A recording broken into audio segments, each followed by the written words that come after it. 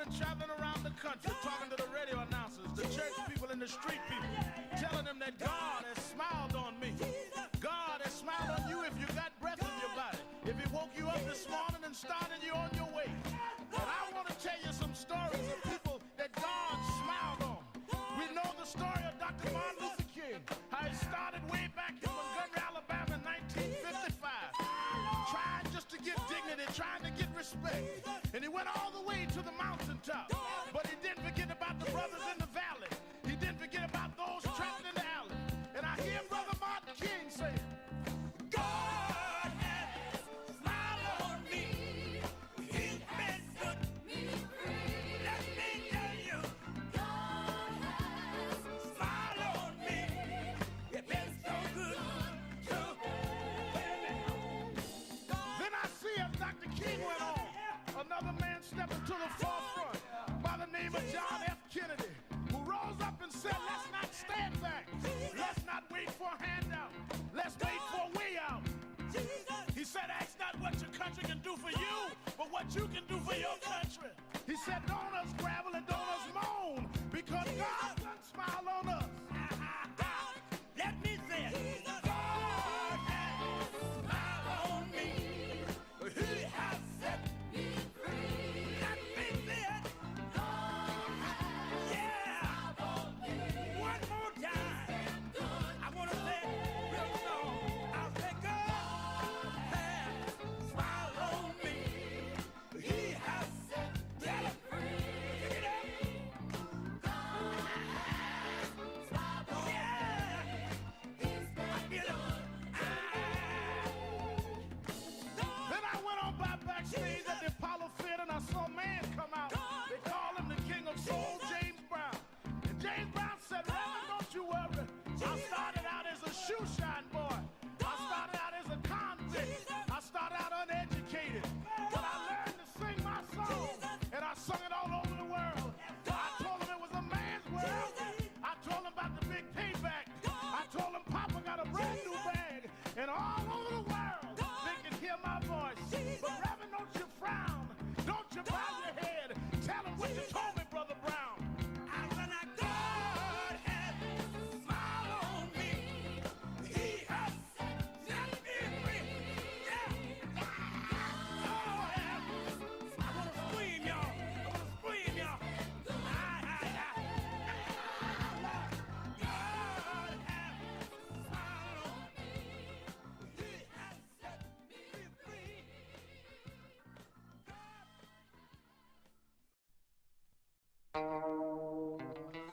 God has smiled on me. He has set me free. God has smiled on me.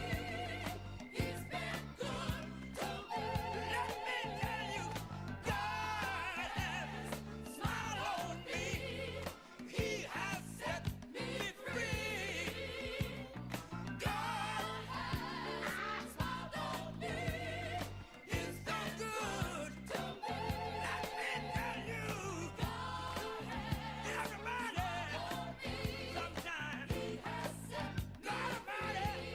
I feel so good. God has smiled on me. Oh yeah. Good to me. One more time.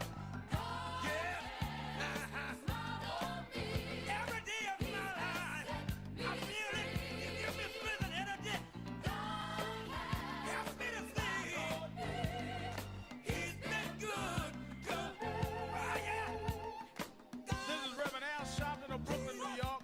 I've been traveling around the country talking to the radio announcers, the church people and the street people, telling them that God has smiled on me. God has smiled on you if you got breath in your body. If he woke you up this morning and started you on your way. But I want to tell you some stories of people that God smiled on. We know the story of Dr. Martin Luther King, how he started way back in Montgomery, Alabama in 1955, trying just to get dignity, trying to get respect. And he went all the way to the mountaintop. But he didn't forget about the brothers in the valley. He didn't forget about those trapped in the alley.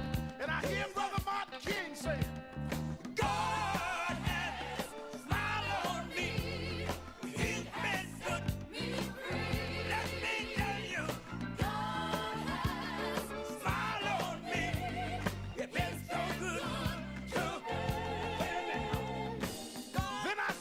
Dr. King went on, another man stepped into the forefront by the name of John F. Kennedy, who rose up and said, let's not stand back.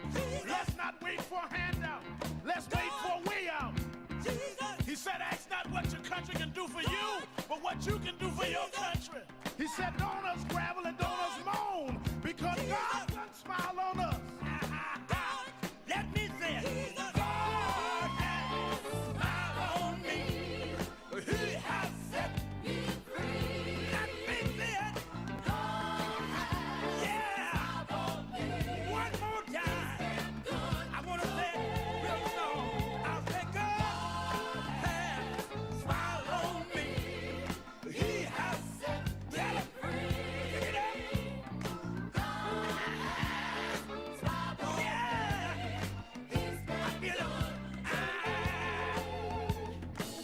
Then I went on by backstage at the Apollo Theater and I saw a man come out. They call him the King of Soul, James Brown. And James Brown said, Reverend, don't you worry. I started out as a shoe shine boy. I started out as a convict. I started out uneducated. But I learned to sing my song. And I sung it all over the world. I told him it was a man's world. I told him about the big payback. I told him Papa got a brand new bag. And all over the world, they can hear my voice.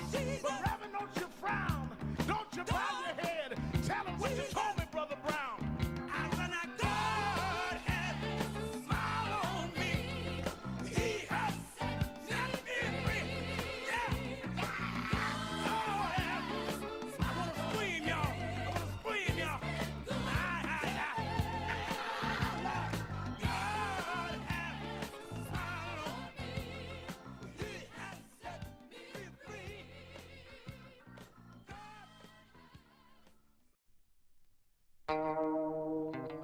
God has smiled on me. He has set me free. God has smiled on me. He's been good to me. Let me tell you, God has smiled on me. He has set me free. God has smiled on me.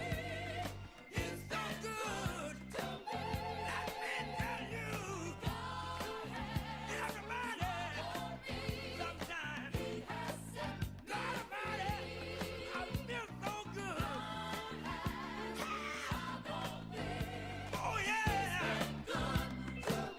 One more time. Yeah. Every day of my life, I feel it. You give me strength and energy. Help me to sing. He's been good to me. Oh yeah. This is Reverend Al Sharpton.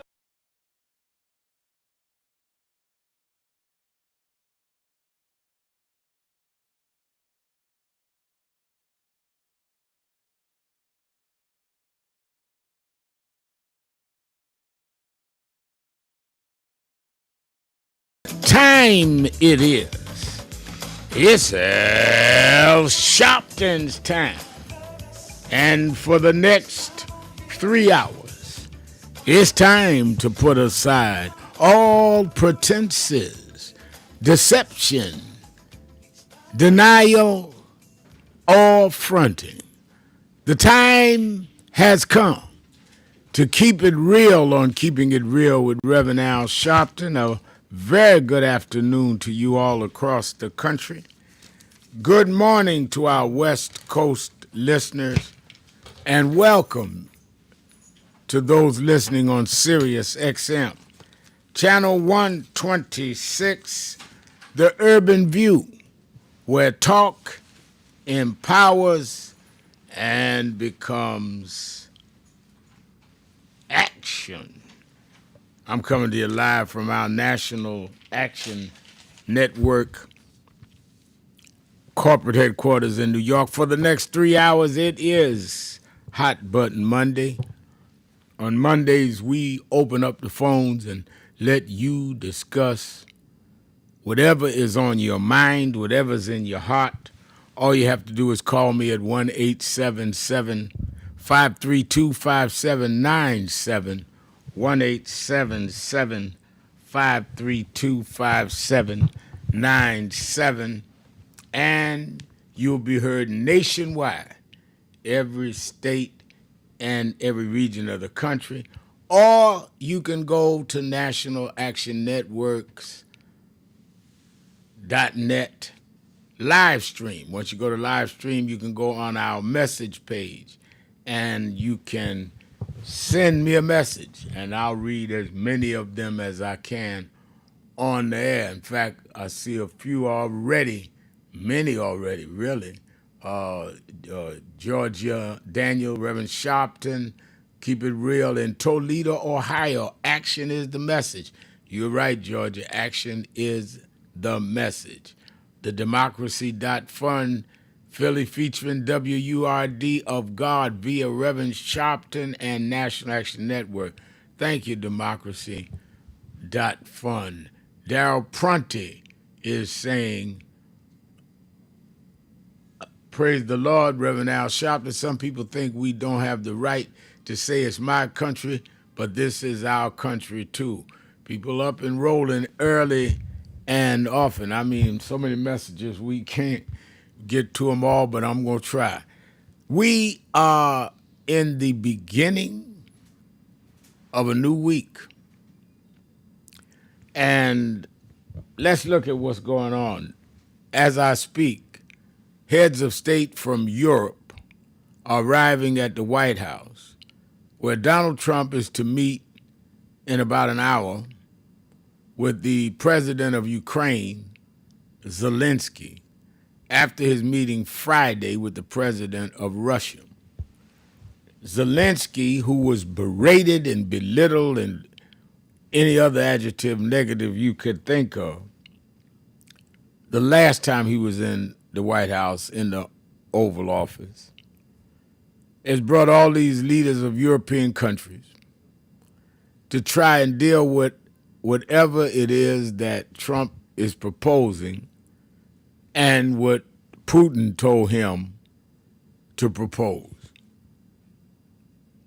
Probably a smart move was Zelensky getting other leaders of European countries, the Chancellor from Germany, Macron from France, on, to be there to offset some of the misbehavior of this president, and also to really deal with the fine points. Now, the reason I'm taking my time running this down is because if this breaks into a expanded war with United States troops, our sons and daughters will be involved. One, but I'm bringing it up because no matter whose kids are involved, the loss of human life is unacceptable. And I think that we are looking at a situation where a group of people in Ukraine demanded their independence from Russia, fought for it.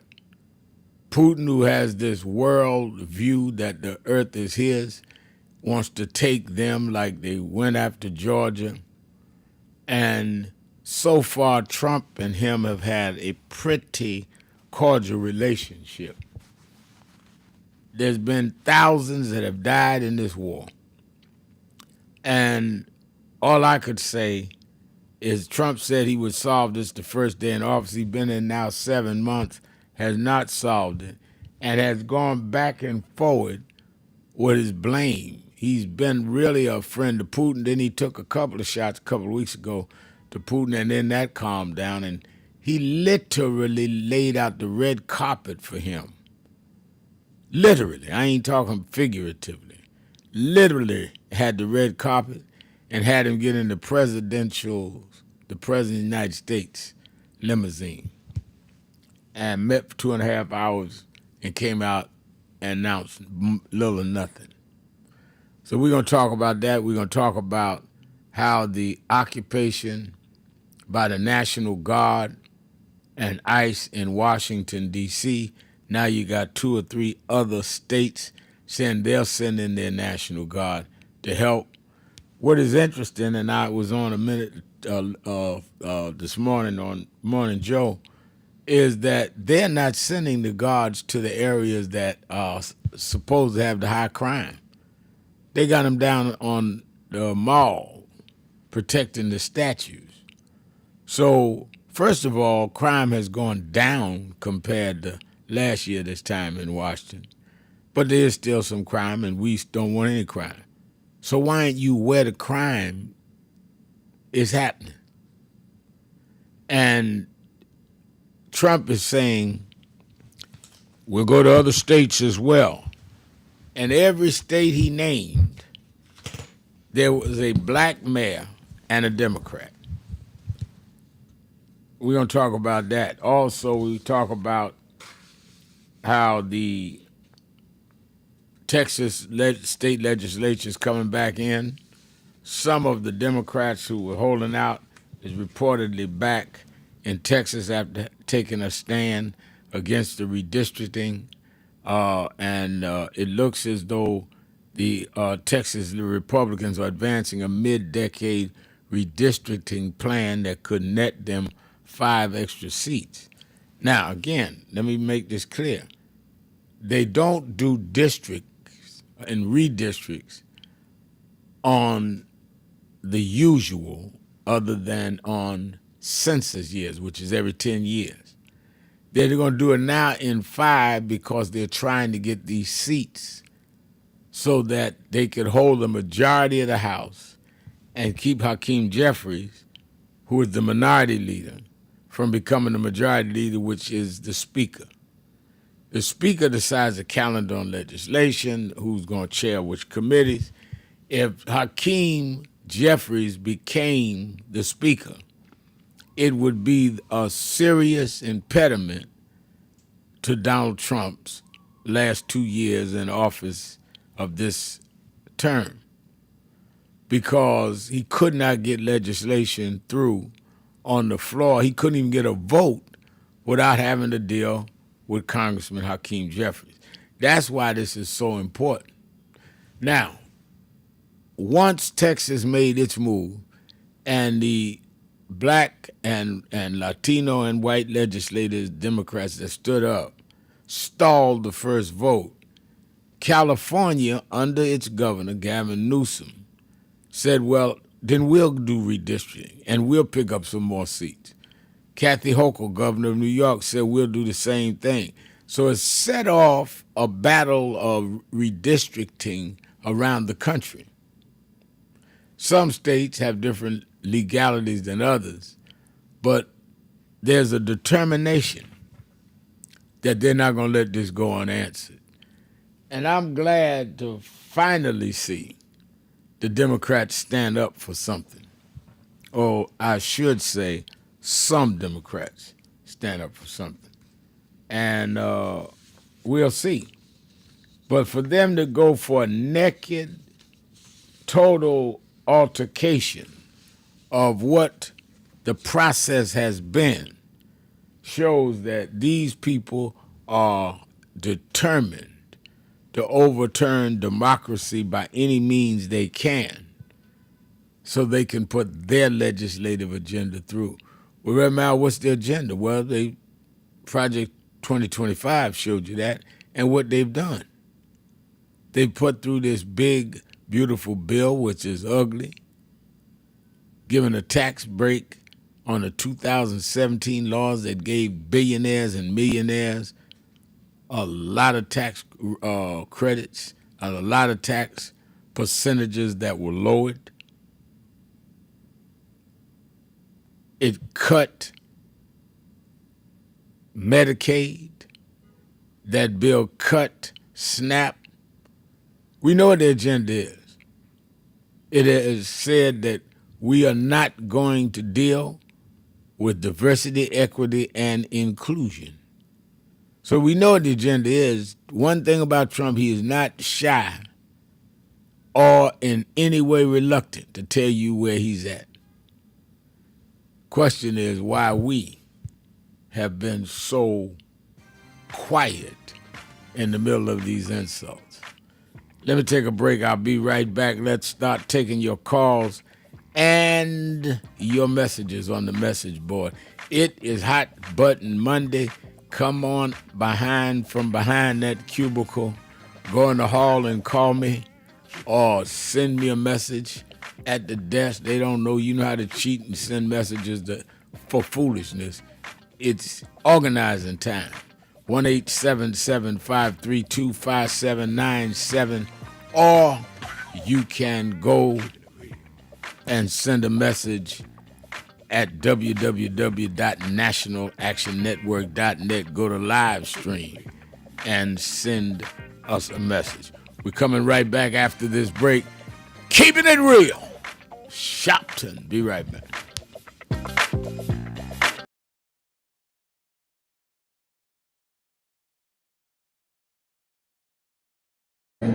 Of reference. 400 years later, it's time to do some assessing where we came from. While Alabama, Georgia, and South Carolina, and Mississippi take the hits, the real trade market for commerce and cotton was New York, the port of New York. As a matter of fact, Joe, the first state to end slavery was Vermont. It was all the way up the coast. The big shipbuilders became enriched off of our enslavement. Say our people are not slaves, they are our ancestors. They may be slaves of the present, but they are our ancestors, they are our foreparents. The money is made off of the commodity. We were the commodity in the commodity exchange. And they would import Africans, they export cotton and tobacco. And they built the whole economic system around Wall Street. Africans, because they feared the Indians would attack the Dutch, built a wall on Wall Street. That's what they named it, Wall Street. It's the Africans, with logs and trees, they built a wall around Wall Street, keep the Indians from attacking the Dutch. So Wall Street was named after us.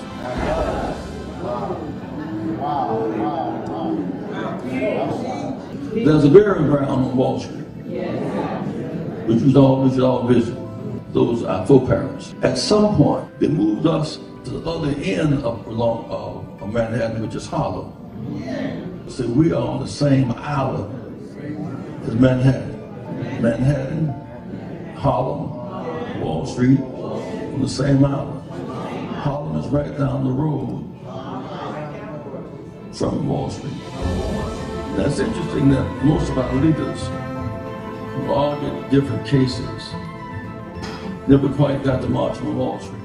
That was Reverend Jesse Jackson speaking at National Action Network's House of Justice in 2020, saying that we ignored dramatizing, putting the spotlight on the economic inequalities, the economic issues of this country by never having marched on Wall Street en masse. Well, on August 28th, 5 years later, we're going to do just that. Because with this big, beautiful bill, which is a big, ugly bill that cuts Medicaid and SNAP, with the ending of diversity, equity, and inclusion programs and initiatives in the private sector, which gives blacks and others jobs, contracts for businesses, making sure we make the C-suite based on our merit and not excluded because we didn't have the family background in a given place, whether it be academic or business. The people that benefited from that are the ones on Wall Street that deal with the stock markets, that deal with the Dow Jones, that deal with making trade off of the decisions of those that supported the Trump initiatives in this area. So we are not this year going to Washington on the anniversary of the March on Washington. On the anniversary of the March on Washington, we're going to Wall Street. And Reverend Jackson, we're going to do what you said.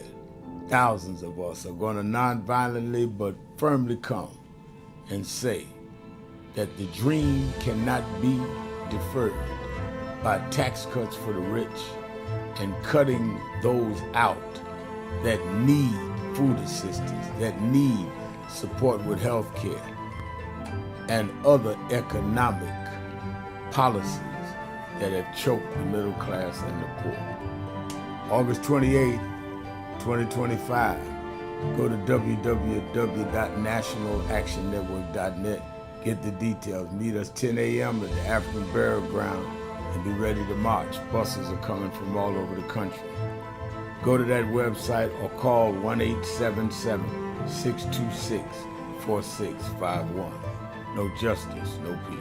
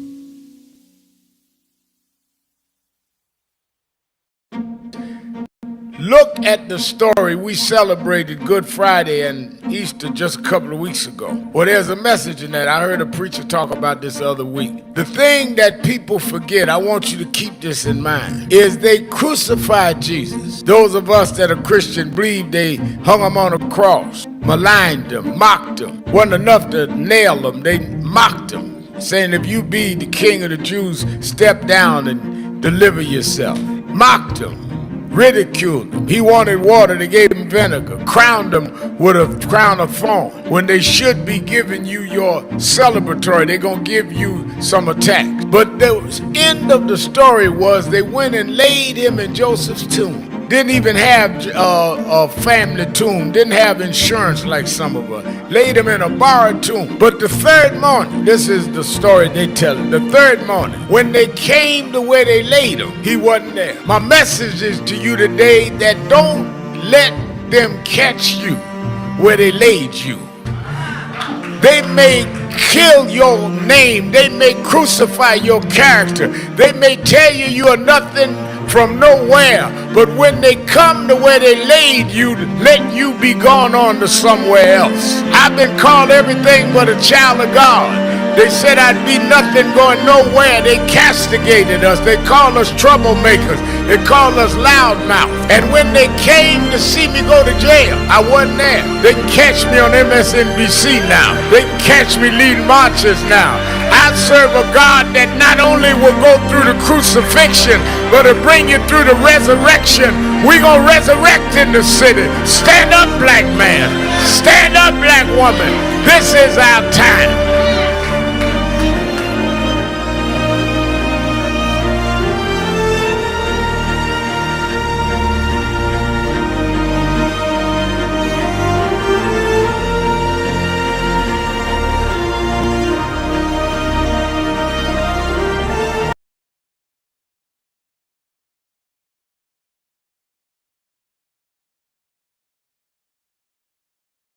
Keeping it real.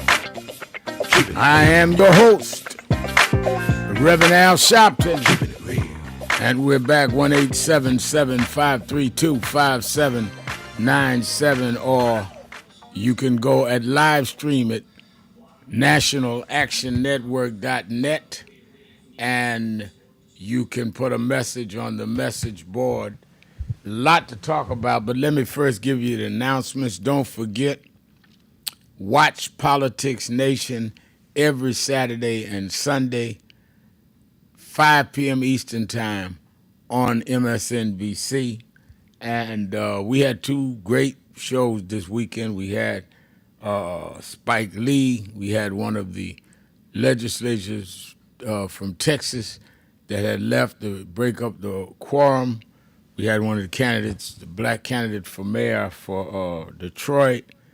We had Robert Smith, one of the wealthiest black men in the country, talking about how he took principles of Dr. King, come out with a new book. You never know what I'm going to have on. And you need to be glued to the screen, because I am glued to preparation to make sure we give you the up-to-the-minute issues from the people that are in the thick of it, so you know what is and is not happening. All right, also let me remind you, every Saturday, you that are in the tri-state area, meet me or beat me to the National Action Network Saturday Action Rally, 145th Street and Lenox Avenue in the village of Harlem. And we had a great rally Saturday, and this Saturday coming will be leading on up to the Great March, and people are ordering extra buses.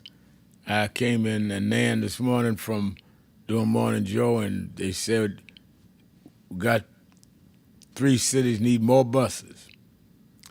Why? Because marching on Wall Street is going to send a global message from the black community and those that support the black community that we are not going to sit by and allow Wall Street and others to reap all of these profits while they're cutting Medicaid, cutting SNAP, and sending National Guard in, the guards in to take black mayors' cities.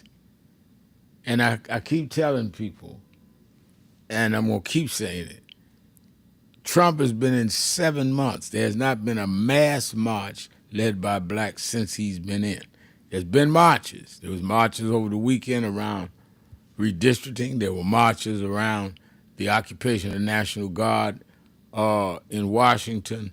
There has been No Kings Week, all of that, and I support all that. But they are called by progressive groups, not a black organization like NAN, like Urban League is with us, like Legacy Organization, like now we're up to 11 unions, saying, wait a minute, we have to put our voice here too. And every 5 years, Martin Luther King III and Andrew Waters King, his wife, Dr. King's son and daughter-in-law, we have commemorations, usually at Lincoln Memorial and Washington, because that's where on August 28th, 63, Martin's father, Dr. Martin Luther King Jr., made the speech that is now historic and known as I Have a Dream. This year we decided to go to Wall Street because that's where they're killing the dream. That's where they're killing DEI. They're financing that. Guy behind that is Bill Ackman and them. They make their money on Wall Street. And that's where we have seen those that support Trump and these cuts to Medicaid, cuts to SNAP, and the fight against voting rights. So since y'all want to put your money in it, we coming by the thousands right there where you are. So go right to the website. You got a little less than 2 weeks now. And go to www.nationalactionnetwork.net, www.nationalactionnetwork.net. nationalactionnetwork.net, and sign up and be a part of the march. And some people coming as far as Kentucky, Louisiana, we got buses coming. But imagine how they had to come by bus, some of them riding the back of the bus, to the march in 63. Imagine in 63, they had to ride and park the bus on the side of the road to go to the bathroom in the woods because they weren't allowed to use the toilets in the restaurants on the road until they got above the Mason-Dixie line. They couldn't stop at the restaurant and get nothing to eat. They had to put some chicken sandwiches in wrappers and eat cold chicken all the way up 95 or whatever route they were coming into Washington. You have no excuse. I have no excuse. Our parents, grandparents did under more difficult conditions what they were supposed to do. And that opened the door where you got a better job than they could ever imagine. You living in a neighborhood that they were never welcomed in. You have opportunities that were not even an option for them. And this man is in your face taking it all back. And you can't go to one rally, one march. I don't see what marching does. Everything you enjoying came because somebody marched and exposed it and dramatized it long enough to crack the door open a little more for you. I hope you don't think that somebody just woke up one morning and said, let's be nice to Negroes. It was the marching. It was the pressure that made people give the Civil Rights Act of 64 and vote for it and make it law. Voting Rights Act of 65, make it law. They're taking all that back, and you sitting around with every excuse. August 28th is the anniversary. This year, State of the Dream we're doing at Wall Street. That's where they're taking the dream. And let me say this, and I'm very serious about this, very sincere about this. People need to study their history to know what makes progress and what doesn't. Sitting home angry, cussing at the television, writing some on social media does not make change. You have to have people in the streets, empowering the people in the suites, empowering the people in office. It is a multiplicity of roles that we must play. And that's the roles they play. They had some people in the Tea Party and then later with the MAGA movement that were in the streets. You had others that got on social media like Bannon. Then you had others that was rallying. That's how they kept going. Even after they lost in 2020, they kept going. And they took a 79-year-old man who had lost in 2020 and put him back in the White House at 79 years old. And he's doing everything they want. I do not think they're smarter than us. I do not think they're more durable than us. I don't think they're more diligent than we are. I think just some of us are lazy. And those that are not, meet me for the Wall Street March. And you can go to www.nationalactionnetwork.net, get all the details. But it's marching time. And we ought to be able to be there and make yourself available. Let's take a break. We're going to come back. I'm going right to the phones and read some of our message board entrees. I see you, Portia Davis. Good afternoon, everyone. A serious rollback is in gradually progress. You're right. Wanda Moody says, I'm listening. Democracy.fund says, say it over and over, Rev. I'm going to try my best. Thank you for being with us. Let's take this break. We'll be right back. Keeping it real, keeping it real. Sharpton. Be right back. Keeping it real.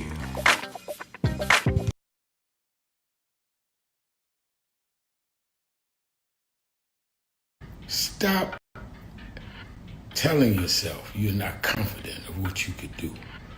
When people with half your skills and a quarter of your talent have gone on to create big waves in life, if you look at them and you know you're more gifted than them, then what is your problem? You are looking for someone to come and drag you into success.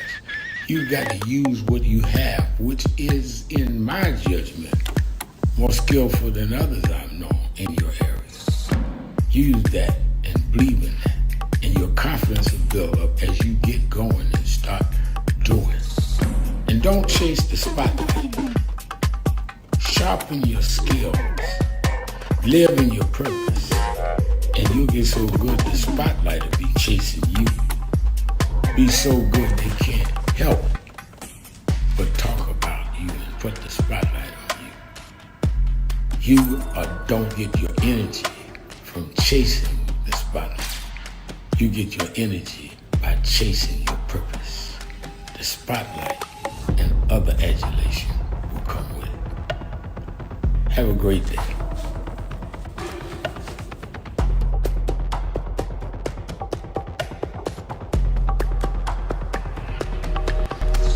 I would argue that DEI is a result of those that by law and later by enforcement would not deal with diversity, would not deal with including people of color, gender, sexual orientation, as well as disabled. And the conscious effort by government and the private sector to begin to equalize the opportunities of this country was something that makes it more humane and fair for all of us.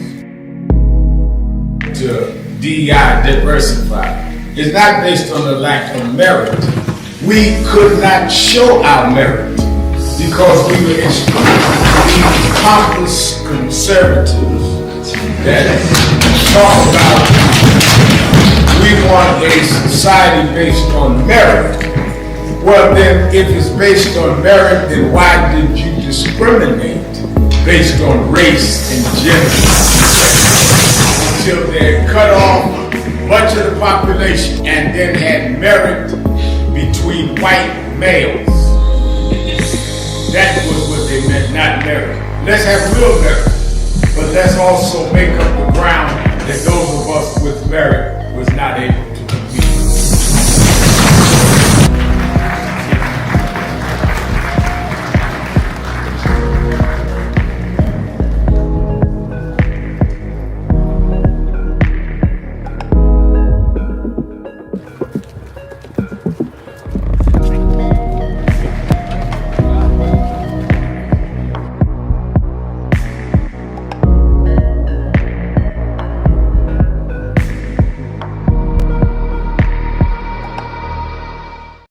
I want to ask you a question, and that is, what is in your life's blueprint? This is the most important and crucial period of your lives, for what you do now and what you decide now at this age may well determine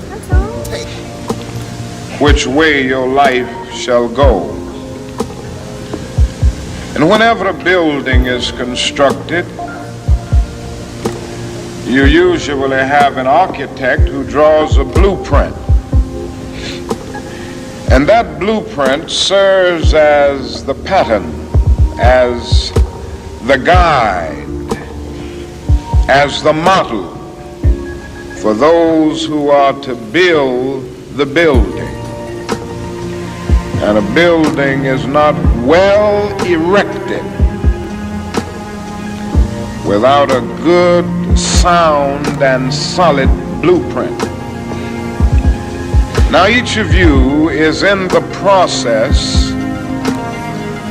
of building the structure of your lives. And the question is whether you have a proper, a solid, and a sound blueprint. And I want to suggest some of the things that should be in your life's blueprint. Number one in your life's blueprint should be a deep belief in your own dignity, your own worth, and your own somebodyness. Don't allow anybody to make you feel that you are nobody. Always feel that you count. Always feel that you have worth. And always feel that your life has ultimate significance.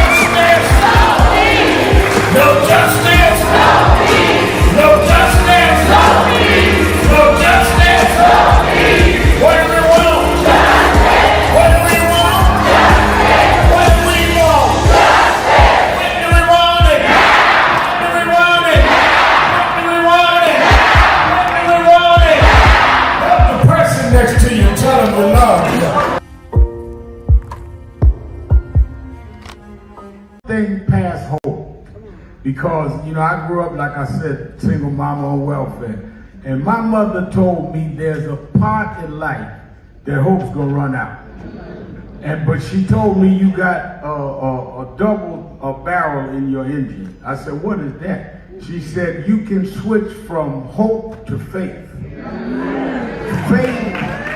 Faith is a little deeper than hope.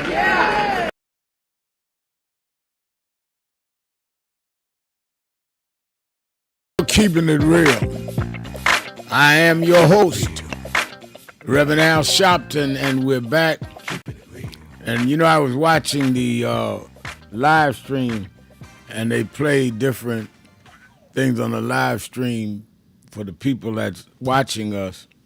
And they played the tape from the Martin Luther King holiday rally we had. The day Trump was inaugurated happened to be on the Dr. King holiday. And we made a pledge that day that we were going to keep the dream alive despite the fact Trump was going to be president. So I know the people that packed that church from all over the country. I know y'all getting on a bus or a plane or something and be at the march. Y'all took a vow. As Trump was taking his oath, we took an oath. And I'm living up to mine. All right, let me kick off the week right. The week is always right when I start by going to Chicago to my dear friend, the one and only Miss Eunice. Miss Eunice, you're keeping it real with Al Sharpton on Hot Button Monday. Good afternoon, Rev. How are you? I'm fine. How are you? Well, I'm doing okay. This allergy is kicking me, though, but grateful to God He woke me up this morning. That's a blessing in itself. Rev, I'm glad the European leaders came in support of Zelensky because Trump was just nasty to him last time, and you might as well say kicked him out of the White House. And Reverend, it's a waste of tax dollars with this so-called Putin and Trump summit, which accomplished nothing, not even a press conference. Hello. And did you notice when Trump was standing up, he was nodding, and it's not the first time he did it. And I'm a pessimist. Why did Trump and Putin ride together where they passing secrets rather than talk over the airwaves? Because it was just a waste of money. And you got a KG man and a war criminal, and you rolling out the red carpet for him. And also, I thought Pence was a yes man for Trump. But J.D. Vance, the elegy hillbilly guy, he's awful. And Mark Marco Rubio is shameful, along with Cruz, who left his constituents in the middle of a crisis in Texas and went to Mexico. And they have no shame, and we Went have to a got resort this. in Mexico. He wasn't just he didn't go on their business. Now he was at a resort chilling while his Yeah, constituents was there dealing with all of that. and it's not the first time he did and lied, and he had the nerve to rear his ugly head in support of Trump. These guys are getting paid, doing nothing while the people suffer. And if the people don't get together now, I don't know when they ever will. And keep on the case, because you're doing a good job. And I was in the company of a great man on Saturday. I went to push it, and I went with Representative Davis, and it was a great event. And some of the representatives were there. I met them several times at my church pushing over there. So it was a real great event. And thank you for taking my call. All right, thank you for your call. Let me go to Demetrius in Cleveland, Ohio. WERE, Demetrius. Hey, thank you, Reverend Sharpton. It's good talking to you usually. Hey, I just caught a glimpse of Trump news conference. Now, he just said he want to pass an executive order to ban mail-in ballots. So his party's working on it. Yep. So that lets you know that they're already attacking, the voting rights of the American people, so they help for them to stay in office. So if people who really, want to have the right to vote and to prevent them from make it difficult for people to go to the polls, we have to take heed of what he's trying to put into effect. And also, I think of the money that he also said that he might send money to Ukraine, but Ukraine will be paying for it. So I believe his ultimate goal, and some of the people's backers, is not for the freedom of Ukraine. It's about what they can make off the resources of Ukraine. Same way that the Soviet Union wouldn't make money off it. Right. Of claiming land in Ukraine. And if he's saying, also said he care about the lives of the 1,000 people dying, he don't have any sympathy for the 1,000 people who's going to die because of the cuts he's making, with Medicaid, cutting it back on SNAP, and cutting it back on some of the jobs where people, the livelihood depends on. So to me, that's hypocritical in itself. And also, I think it is important that the European countries are there, because European countries, they have to stand up for their interests in the war. They have spent a lot of money, for Ukraine to defend itself. And also, it has to be taken into account if the Soviet Union want the land from Ukraine to stop the war, some territory. What can stop other countries want to claim land, what they once had? What can stop France want to claim some of the colonies they had in Africa around the world? What can stop Mexico want to claim Texas and California? That was once part of Mexico. So if any country can claim that they want their old territory back, going to China, they can say they want Taiwan back, what they do. That's an irrational basis, to end the war because of past territory. It can be the war is going on for hundreds of years because the way the colonies were set up in Africa, those countries had their borders before the colonists moved in, and also in South America. And if any country stand on their past lines for their country, it'd be wars going on continually, and it would not cease. So to me, that's a baseless reason, to say that Russia want to say they'll stop the war. That just prolong the war for their own benefit. And also we have to. Also, I just want to mention concerning Haiti. I think it'll benefit Haiti also if roads were built in Haiti, so they can have resources given to the people there. They can build their industry there, because there's not too many good roads there for people to get around. It takes them a long time to get from one city to the next, and for goods to reach one point to the next. So the United States and other countries really want to help Haiti, and in one way they can help by building roads. If they really care about trying to build the country up and have Haiti stand on its own 2 feet. Hey, thank you, Reverend Sharpton. Well, Thank you very let much. me say this to your Okay. part on Haiti is Trump has not said anything about Haiti at all, other than he called Haiti and several African nations S-hole countries, and I'm not going to say the word that what S stood for.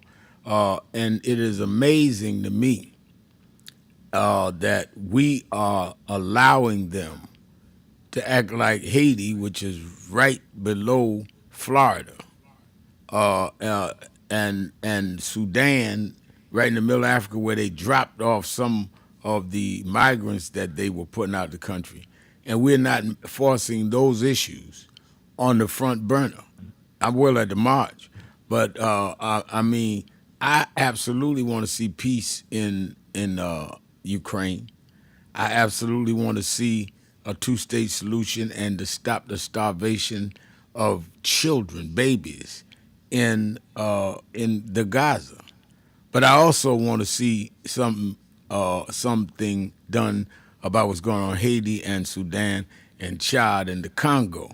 And I think that if we don't raise the issue, it will not be raised. But thank you for your call. Barbara Mason is on our message board saying, you don't have to believe me, just know my name is case I too be another Sonia Massey, Barbara Faye Mason. And with that, what have just done was a milestone for me. Okay, I will. I read what you said, Barbara. To get me the case, we fought. I went to Chicago and helped on the Sonia Massey case. In fact, they just made a Sonia Massey law out there, and I was at Reverend Hatch and our affiliate of National Action Network out there, the ministers, Reverend Ackery and others, helped to lead that fight and got Governor Pritzker just did a law around Sonia Massey. All right, let me go to Brian in Philadelphia. Let's take a break, sir. Let's take a break. Let me take my break. I'll come right back to you, Brian. Let's take our break. We'll be right back. Keeping it real. Sharpton. 1-877-532-5797. Be right back.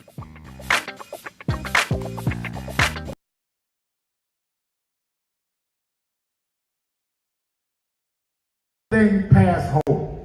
Because, I grew up, like I said, single mama on welfare. And my mother told me there's a part in life that hope's gonna run out. But she told me you got a double barrel in your engine. I said, what is that? She said, you can switch from hope to faith. Faith is a little deeper than hope. Bishop Hilliard is here. Faith is when hope runs out. Faith is the substance of things. Hope for the evidence of things not seen. Faith is when we were emancipated after 246 years of slavery and walked off the plantations with no education, no money, no future. And we built black churches and black colleges and black fraternities. We had faith. Faith made us stand up to the most powerful nation in the world and turn it around. Faith means we went from the back of the bus to the front of the White House. We've come this far by faith, leaning on the Lord, trusting in His holy word. He never failed us yet.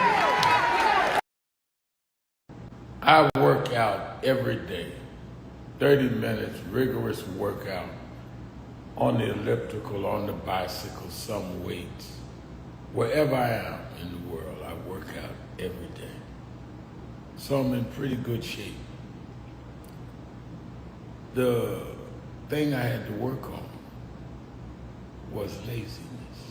When I started this process years ago of working out after my morning prayer and meditation, someone that I said, you don't have to do it. You did it yesterday. You did the last 5 days.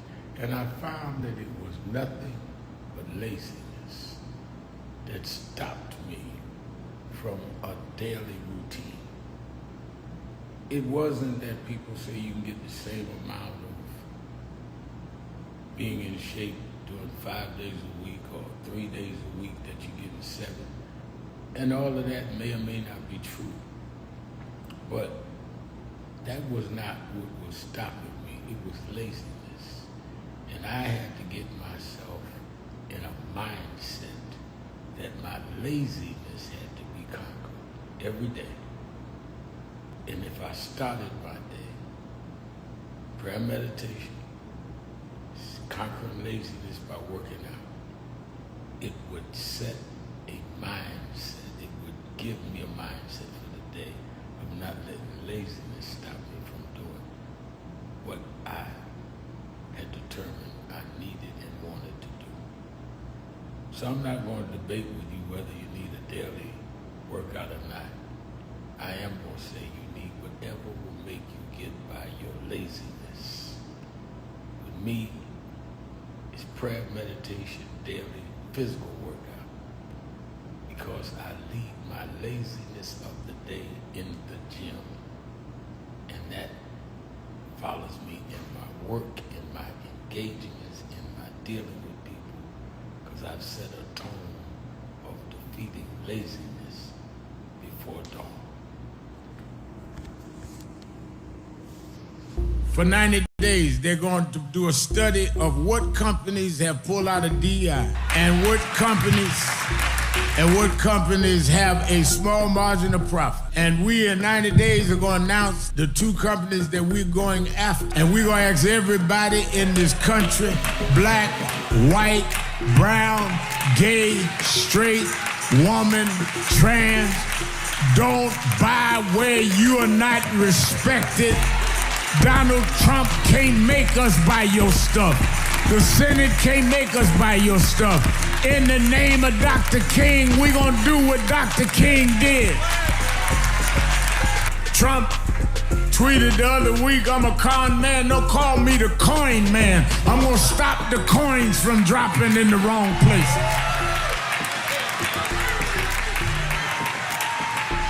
One year ago and change, 67 weeks ago, we started marching every Thursday, am I right, on the offices of Bill Ackman. Bill Ackman was the architect of ending DEI, which is diversity, equity, and inclusion. He started it. I want to give a little history because a lot of people get Negroitis and get confusion. I don't even mind your ego. Everybody need one, but you don't have to become contrary and duplicitous. We got to have integrity even among those with ego. So we started when they first came out against DEI. Now Ackman and them started it going to Harvard University, forcing out the first black woman and first black president of Harvard. We went to his office and been going 67 weeks. I went first 10, 12 weeks. And this brother, stand up, Reverend Ron McHenry, coordinator House of Justice. This brother has been there every week. Many of you here in the audience have marched every week. So we didn't just get in this. We were in it the day they came at Claudine Guy. Last year's convention, we dealt with DEI. This year we said that we're going at these corporations that had come out against DEI. Many of you, most of y'all I'm looking at was at the convention. And we hit Pepsi. Pepsi called and said, all right, we 8-9 days in, we agree to meet. And we went, purchased New York, chairman of our board, Reverend Dr. W. Franklin Richardson, and Carol Wallace, who's a special advisor to us on finance, and laid out to them that one, we don't care what you call it, DEI, IED. Y'all are gonna keep your commitments in terms of the black community. And that means we don't want special privilege, but we do not want to be specially excluded.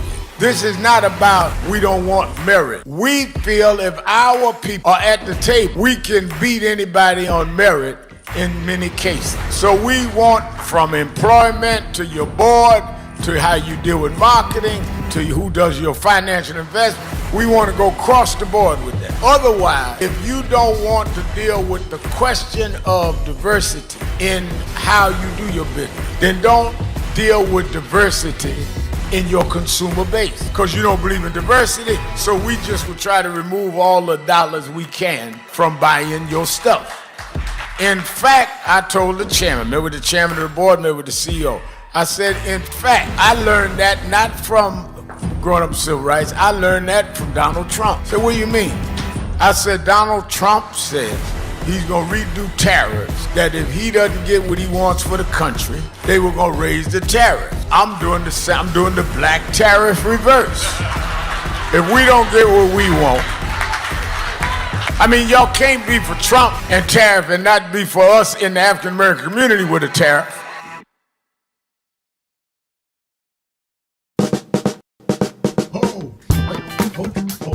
Oh, do I seem excited?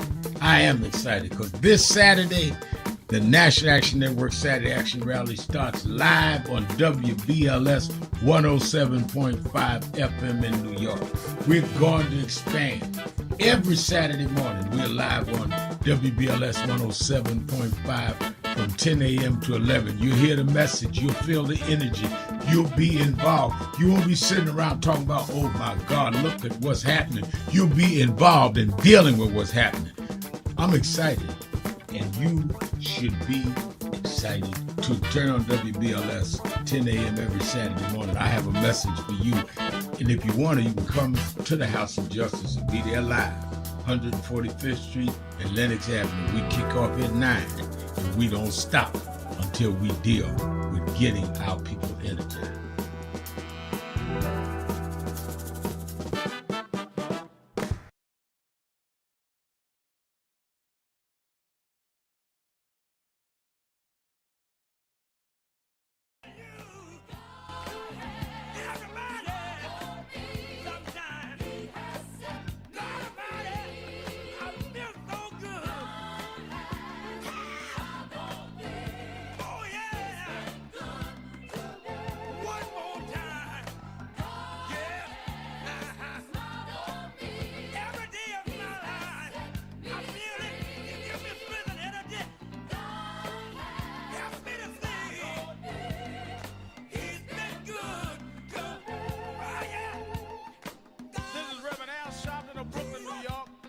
Traveling around the country, talking to the radio announcers, the church people and the street people, telling them that God has smiled on me.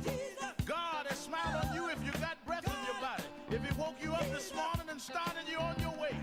But I want to tell you some stories of people that God smiled on. Keeping it real. I am your host, Reverend Al Sharpton. 1-877-532-5797.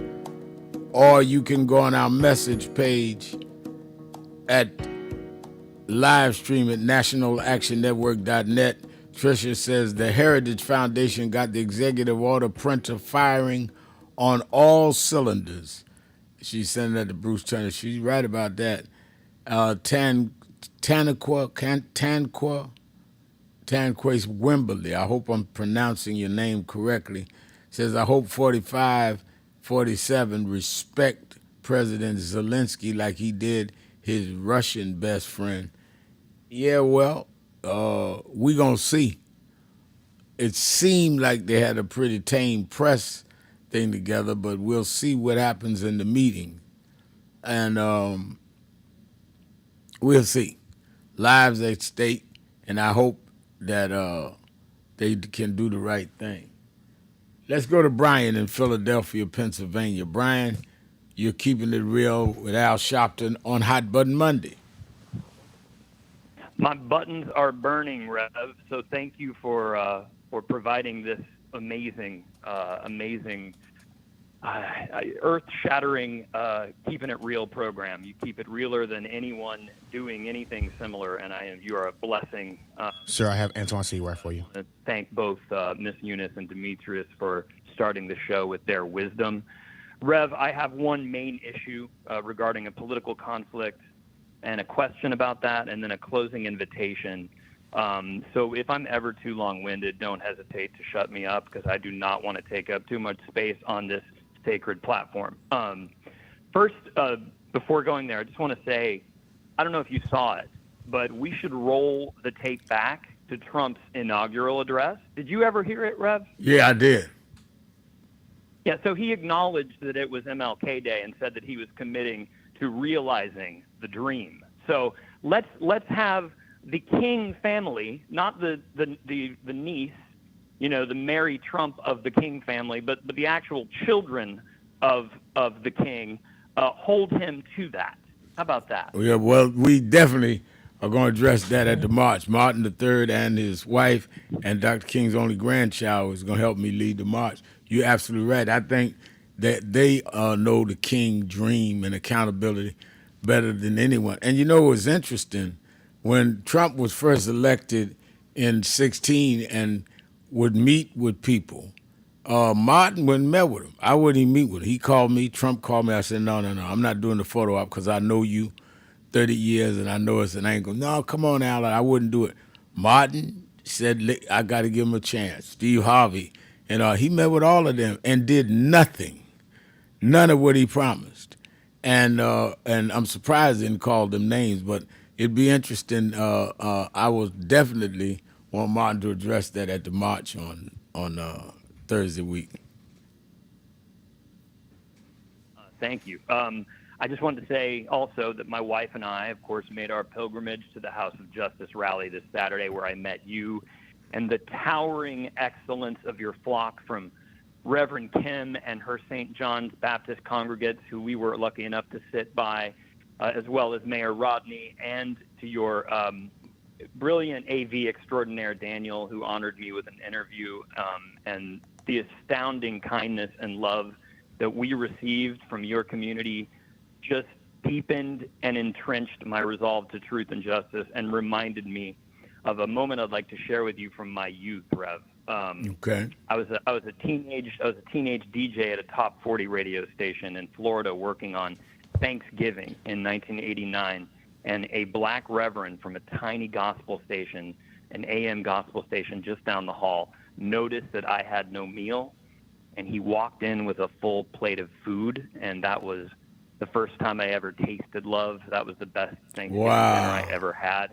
Wow. And that spirit of care, Rev, has been a constant through my life from the black community, people who have shown me, defended me, and lifted me up when I was bullied at every job I've ever had. The people with the least reason to care about me, given my complexion, have always been black. And it made me regret my fear for ever stepping inside your House of Justice when I lived in New York a decade ago. I never imagined that I'd not just be invited, but welcomed with such love. So I'm so honored. Thank you for that. And that's I was very happy to meet you and your wife. For people that have never been to our Saturday rallies, at the end of the rally, I stay and shake hands with everybody that attended the rally, sometime 200, 250 people.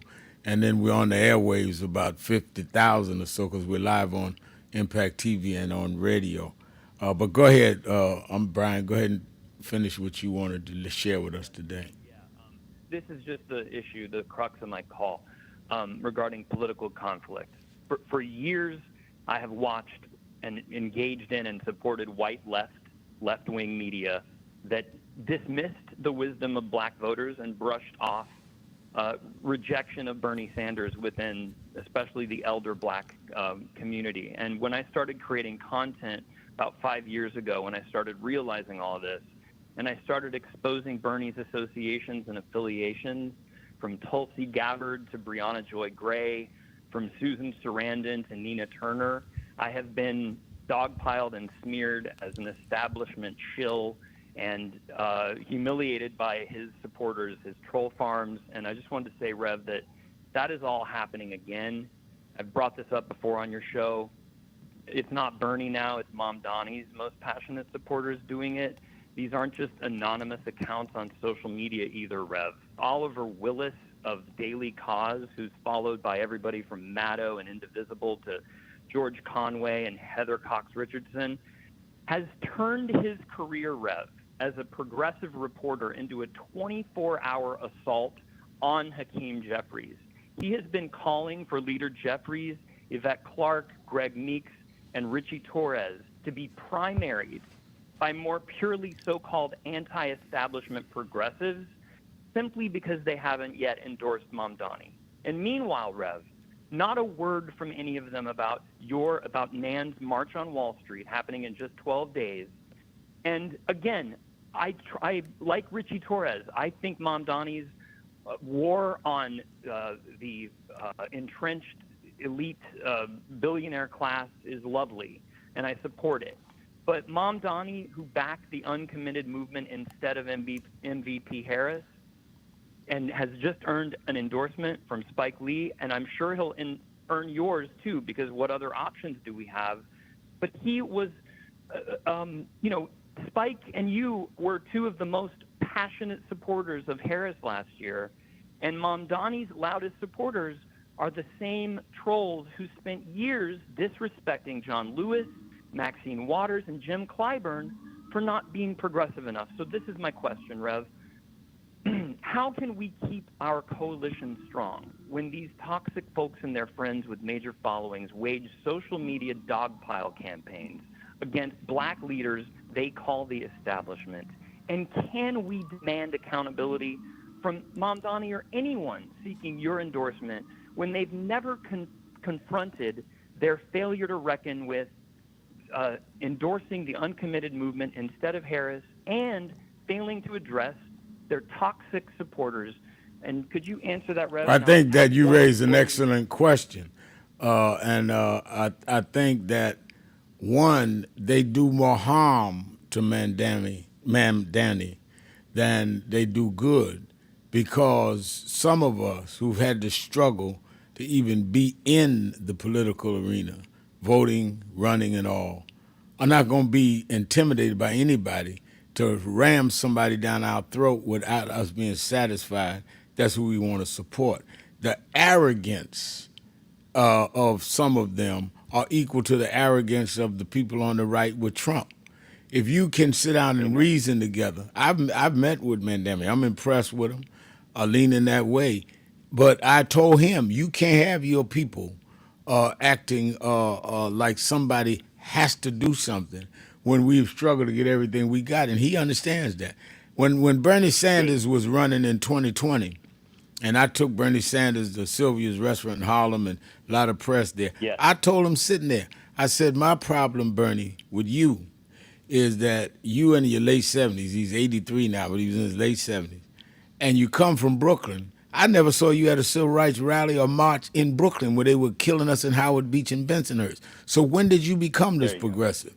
He says, well, and all I'm saying is they want to hold everybody accountable, but they don't want to be accountable themselves. When I was beginning to become known in New York, the biggest critics I had was the progressives and the Village Voice crowd, because they wanted to control the black movement. And we're not looking for better slave masters. We're looking for freedom. And I think that it is their right and our right to hold Hakeem and Greg Meeks, and Greg Meeks was on the show last night, accountable.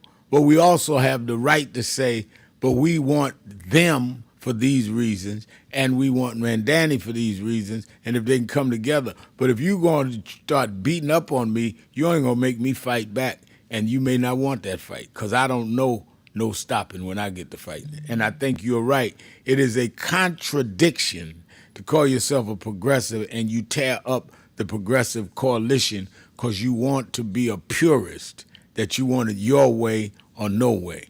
And my point is that we cannot afford that, and you should not feel bad about that at all, Brian. You're right. And in fact, you got a home, you with Nan and all of us now. And the mayor just acknowledged that you called him the mayor. So don't worry about who you don't have. Worry about who you do have. We all together now. You and your wife found a home. Let me take my break. Good to hear you. Keep coming, Brian. Let's take our break. We'll be right back. Keeping it real. Mayor Rodney Jones got a shout out from Philly today. We'll be right back. Antoine Seawright is coming to the mound. He's going to be pitching next, joining me when we be right back. Keeping it real. Be right back. Keeping it real.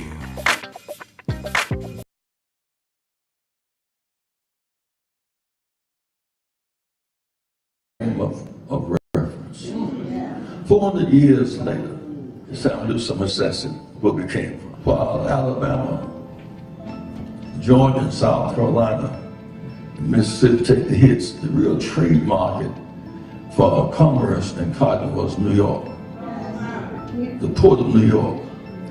As a matter of fact, Joe, the first state to end slavery was Vermont. It was all the way up the coast. The big shipbuilders became enriched off of our enslavement. Say our people are not slaves, they are our ancestors. They became slaves, the person, they're our ancestors, they're our foreparents. The money is made off of the commodity. We were the commodity in the commodity exchange. And they would import Africans, they export cotton and tobacco. And they built the whole economic system around Wall Street. Africans, because they feared the Indians would attack the Dutch, built a wall on Wall Street. That's where they named it Wall Street. It's the Africans, with logs and trees, they built a wall around Wall Street, keep the Indians from attacking the Dutch. So Wall Street was named after us.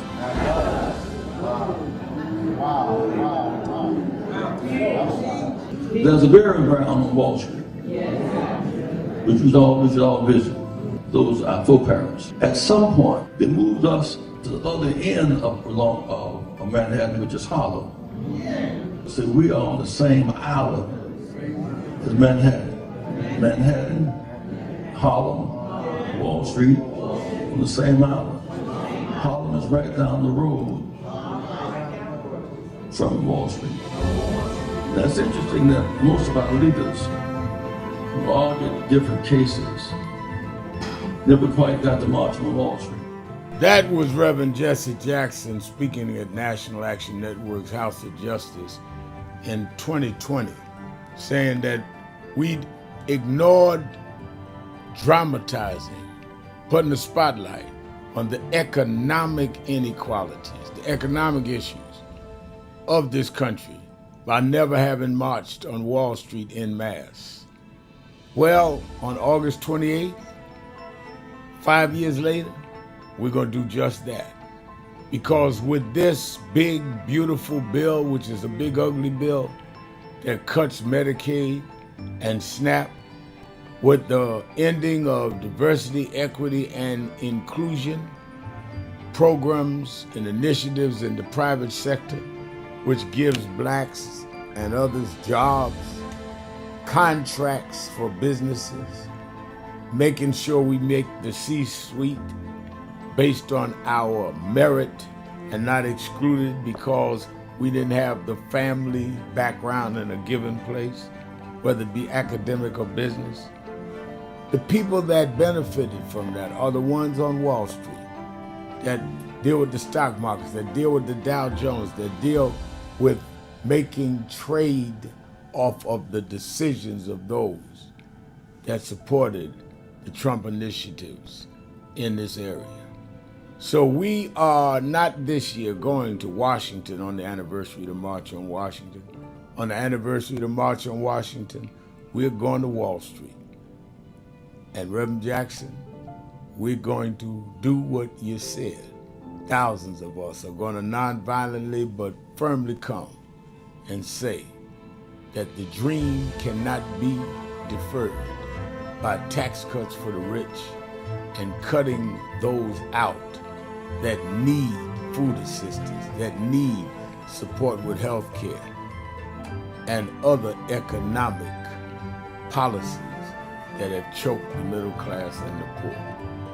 August 28, 2025, go to www.nationalactionnetwork.net, get the details. Meet us 10 a.m. at the African Burial Ground and be ready to march. Buses are coming from all over the country. Go to that website or call 1-877-626-4651. No justice, no peace.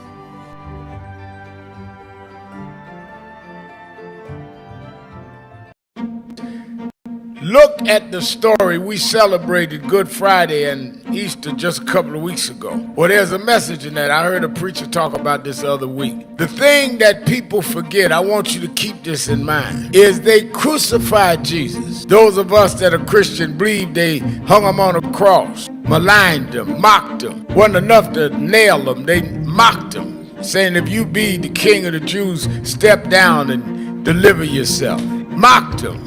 Ridiculed him. He wanted water, they gave him vinegar. Crowned him with a crown of thorns. When they should be giving you your celebratory, they're going to give you some attacks. But the end of the story was they went and laid him in Joseph's tomb. Didn't even have a family tomb. Didn't have insurance like some of us. Laid him in a borrowed tomb. But the third morning, this is the story they tell. The third morning, when they came to where they laid him, he wasn't there. My message is to you today that don't let them catch you where they laid you. They may kill your name. They may crucify your character. They may tell you you are nothing from nowhere, but when they come to where they laid you, let you be gone on to somewhere else. I've been called everything but a child of God. They said I'd be nothing going nowhere. They castigated us. They called us troublemakers. They called us loudmouth. And when they came to see me go to jail, I wasn't there. They can catch me on MSNBC now. They can catch me leading marches now. I serve a God that not only will go through the crucifixion, but will bring you through the resurrection. We're going to resurrect in the city. Stand up, black man. Stand up, black woman. This is our time.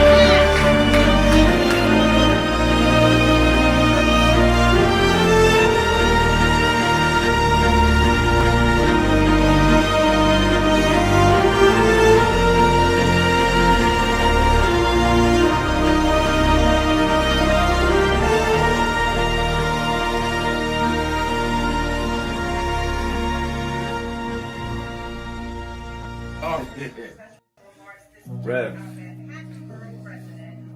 you know, you were right there From the beginning. with the stuff that Yep. was going on in Brooklyn at that time, at Howard Beach. You were right there. He had in one of the early movies, he had my name. Then he put me in Malcolm, and I wasn't even old enough to know Malcolm. So we've been through it all. For those who see Malcolm X, it's 3 hours. But fast forward to the scene with yourself, Yep. Bobby Seale. Right. Bobby Seale, Denzel, and me. Yeah. Denzel was on the set. Now, let me ask a question. Yep. What was your weight on that scene? I probably about 270. I was bigger then. Yeah. Still had the hair back. And you had the head on. Yeah, it was Denzel, yourself, and Bobby Seale. yeah, all in one scene. And also, there was no cut, so we went like this. That's right. That's right. That's right. Yeah. Only Spike could have done that. It's my brother right here. My baby. Brooklyn's in the house. Yes, sir. Brooklyn's in the house. BK.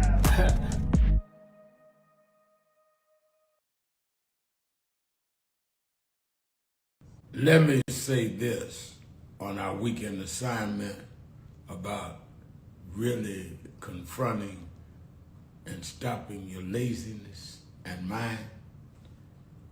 You have to stop being around lazy friends, lazy people, because lazy people normalizes your laziness. They make you settle for less than what you can do and be. They say, well, you don't need to do that. You all right, you good. Because they don't want to press their way. They encourage.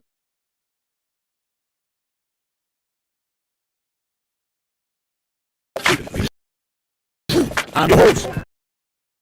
Really, I'm Sharpton and I'm bringing on answer. Let me answer on a message page. Trisha says, did you hear they're changing MSNBC's name to MS Now? My source news opinion world is the next step is to dismantle the channel. I only watch Reverend Al, Rachel, and Lawrence. And Bruce Turner says, I'm waiting to see if they mess with the Rev.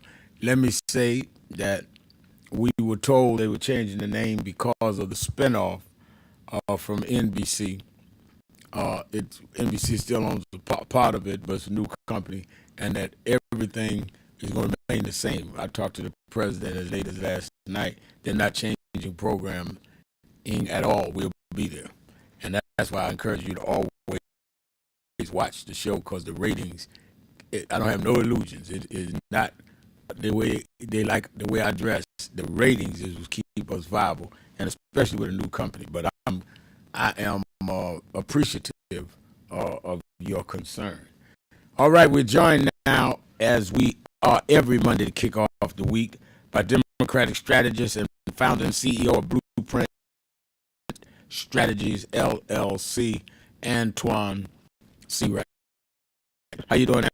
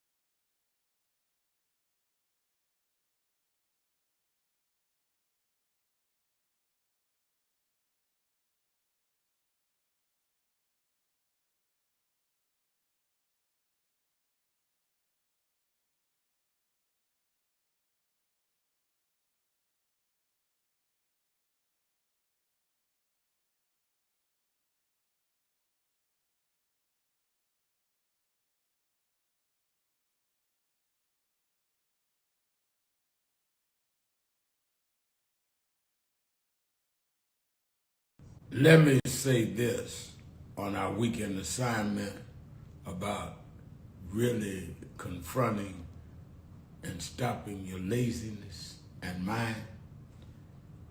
You have to stop being around lazy friends, lazy people, because lazy people normalizes your laziness. They make you settle for less than what you can do and be. They say, well, you don't need to do that. You all right, you good. Because they don't want to press their way. They encourage you not to press your way. And then some are just snakes, want to hold you back, envious, jealous. They're mediocre, so they want you to stay that way. Let me tell you how you handle snakes, though. Don't fight them. You don't kill snakes with kindness. You kill them with distance. Let them starve to death. Just get away from them. Snakes need you close in order to bite. Just get your distance from snakes. And realize that God doesn't require that you know it all. He only requires you have the faith to take the next step knowing He knows.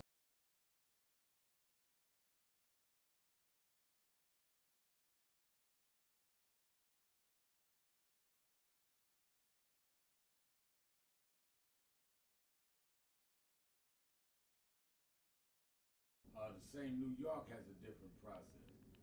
We are able to do whatever we need to do and whatever process we face as long as we understand that. And I think that that's important. Now, what Governor Newsom of California said is that they would move in trying to add what it is they need to add to make more districts in California to offset the chicanery in Texas once Texas moves. And that's what he's waiting to see. If that happens this week, it gives them mobilizing time on September 6th. So every fight you're gonna have a counter fight. And you know, people want a perfect thing. I thought if we threw one right hook, he'd fall down. No, you won't make a good boxer. Every punch you throw, they're gonna fire back, which is why you train offense and defense. And I think that we can be successful.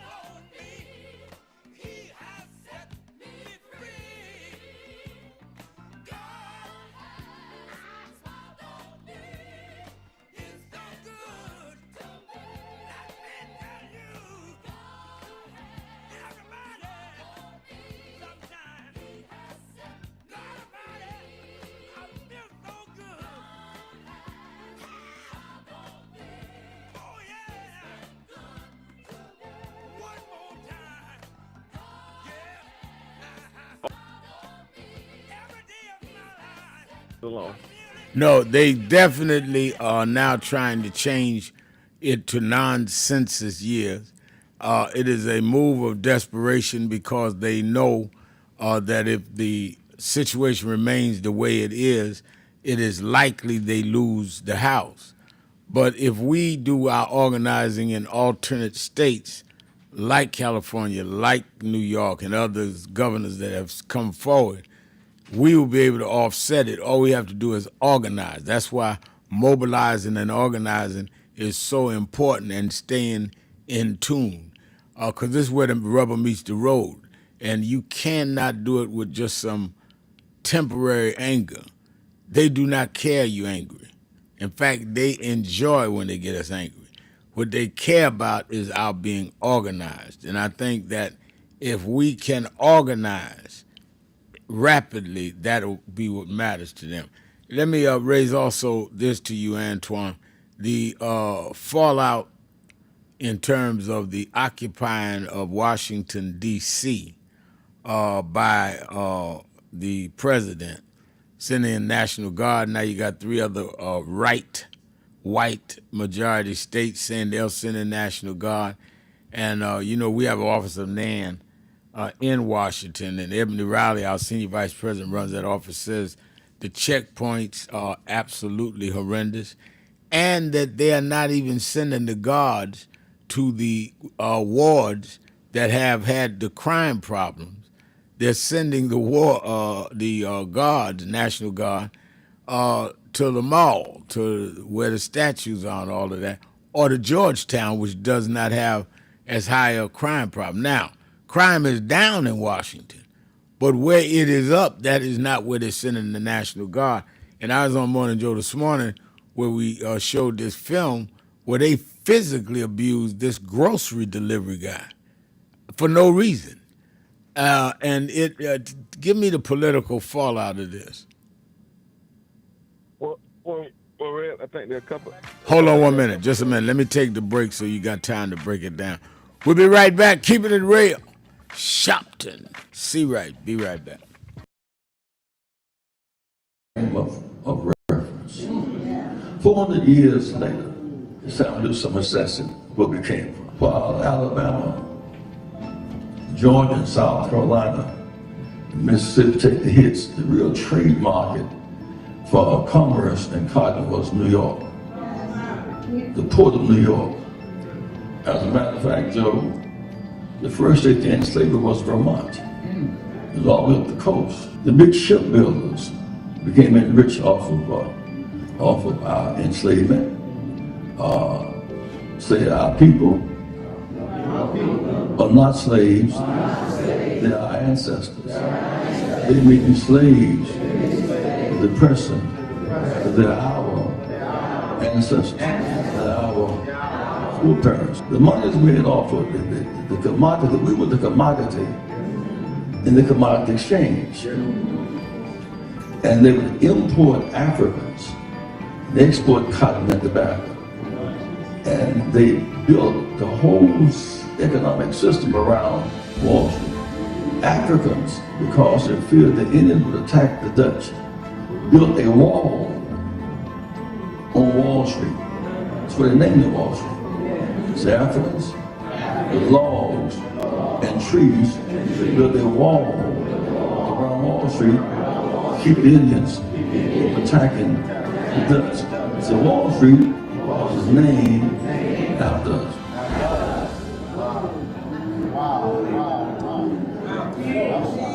There's a burial ground on Wall Street, which we should all visit.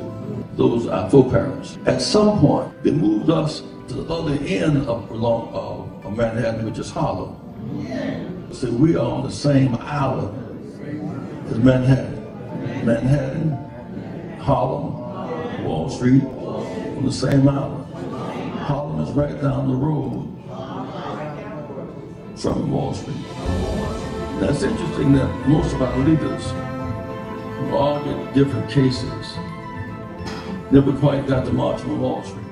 That was Reverend Jesse Jackson speaking at National Action Network's House of Justice in 2020, saying that we'd ignored dramatizing, putting the spotlight on the economic inequalities, the economic issues of this country by never having marched on Wall Street en masse. Well, on August 28th, 5 years later, we're going to do just that. Because with this big, beautiful bill, which is a big, ugly bill that cuts Medicaid and SNAP, with the ending of diversity, equity, and inclusion programs and initiatives in the private sector, which gives blacks and others jobs, contracts for businesses, making sure we make the C-suite based on our merit and not excluded because we didn't have the family background in a given place, whether it be academic or business. The people that benefited from that are the ones on Wall Street that deal with the stock markets, that deal with the Dow Jones, that deal with making trade off of the decisions of those that supported the Trump initiatives in this area. So we are not this year going to Washington on the anniversary of the March on Washington. On the anniversary of the March on Washington, we're going to Wall Street. And Reverend Jackson, we're going to do what you said. Thousands of us are going to nonviolently but firmly come and say that the dream cannot be deferred by tax cuts for the rich and cutting those out that need food assistance, that need support with health care and other economic policies that have choked the middle class and the poor. August 28th, 2025, go to www.nationalactionnetwork.net, get the details. Meet us 10 a.m. at the African Burial Ground and be ready to march. Buses are coming from all over the country. Go to that website or call 1-877-626-4651. No justice, no peace.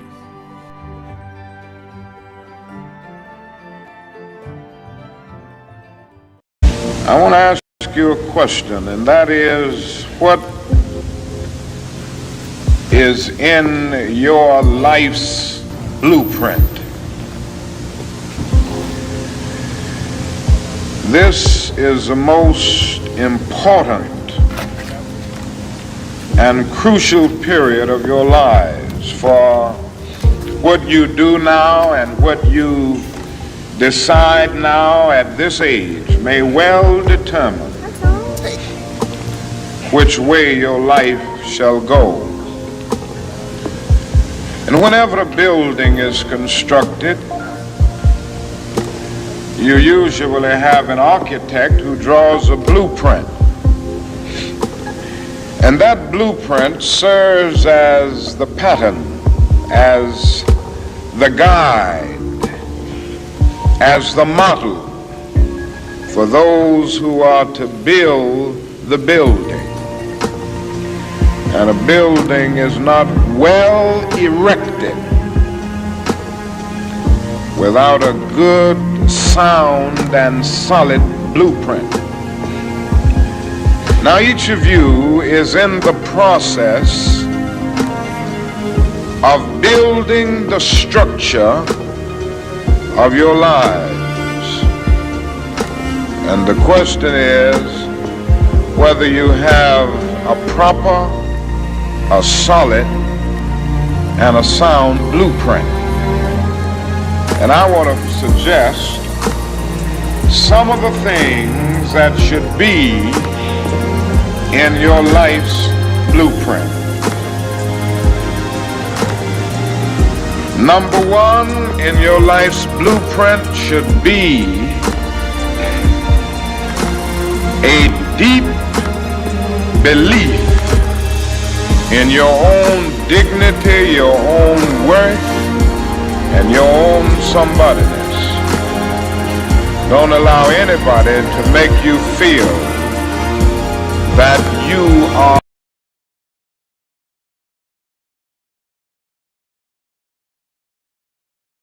Thank you for joining us for Weekdays Live with Reverend Al Sharpton. I'm your host, Reverend Al Sharpton, and we're back. 1-877-532-5797,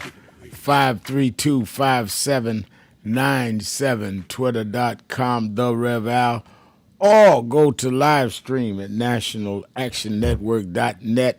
Go to the message board and send me a message, and we'll read as many as we can on the air. James Thomas on the message board saying that I just hope that Sherrod Brown grows a pair and stop being scared of his own shadow. He's glad he's running and hopes he wins. And I think Sherrod Brown is going to give some fight this time, but we'll be watching that one. That would be a big win if Sherrod Brown, Democrat, takes that seat back. Let me say by way of announcements, Politics Nation, 5 p.m. Eastern Time, every Saturday and Sunday. And we stacked it up for you this weekend. We had everybody that you needed to hear from. We had Spike Lee on, not only talking about his film, but talking about how he views the politics of today, including what's going on with New York and other cities being threatened with the Trump National Guard takeover. We had Robert Smith on, arguably one of the 3 top wealthy black businessmen in the country, but talk about how he's put out a book on the principles of Dr. King and how that guided him toward being a billionaire. We had on members of Congress and talking about we had one of the Texas legislators on that was still outside of Texas. Every week, we make sure I personally get into who we want on and make calls. If the staff at Politics Nation can't get them, I get them. I do not want to waste your time. So watch Politics Nation with Al Sharpton every Saturday and Sunday, live at 5 p.m. Eastern Time on MSNBC. I guess we're going to call it MS Now. Now, the same time, same station. You're in the New York area, the New York, New Jersey, Connecticut vicinity. Meet me at the Saturday Action Rally at the House of Justice in Harlem. You heard Brian talk about in the first hour. He and his wife was there from Philly, some people there from Houston. Be a part of energizing and connecting. Nothing like it, no feeling like it. House of Justice every Saturday morning, 9 a.m. to 11 a.m. I'm there, and I'm looking forward to you being there. I'll be there this Saturday, and then doing my show, 5 o'clock, then flying to Washington. We'll preach at Howard University, Rankin Chapel on Sunday morning, and then fly back do my show. So I'm busy. I don't know why y'all got all this. I never understood how people tired and don't do nothing. Maybe they tired of doing nothing. And lastly, the march. I'm looking at the sign-ups on www.nationalactionnetwork.net. People are signing up. We got buses leaving from all over the country. We're adding buses. People want to be part of the march on Wall Street. Members of the Congressional Black Caucus, you heard Al Green on this show Friday saying he's coming, getting other caucus members to come. We need to hear from them, and Wall Street needs to hear as we're standing there. They are the ones that are financing anti-DEI, that are financing these voter suppression moves, and they need to be exposed. So that's why Martin III and I said, no, every 5 years we commemorate the State of the Dream. It's the anniversary of the August 28th is the day his father made the dream speech. But this year, those that are deferring the dream are on Wall Street. And that's why we're going there. Go to www.nationalactionnetwork.net, www.nationalactionnetwork.net to sign up, or you can call the toll-free number right now. We have people at the phones waiting for your call, 1-877-626-4651, 1-877-626-4651. Antoine, as we were going to break, I was asking you about this whole fight around voting, and you were getting ready to respond. Well, we were talking about the D.C. Bait and switch strategy that we see from the Trump administration in order to bait us into having a discussion about public safety and about policing and crime. The fact of the matter is violent crimes are down in D.C. There's not a crime-free city in the world, Democrat, Republican, black, brown, or white, or anything in between. But what the president wants to do is, one, test drive this narrative about police manipulation and over-policing. But two, he also wants to insist that African-American mayors in predominantly black cities have these crime problems, and they want to colorize crime or put color on crime.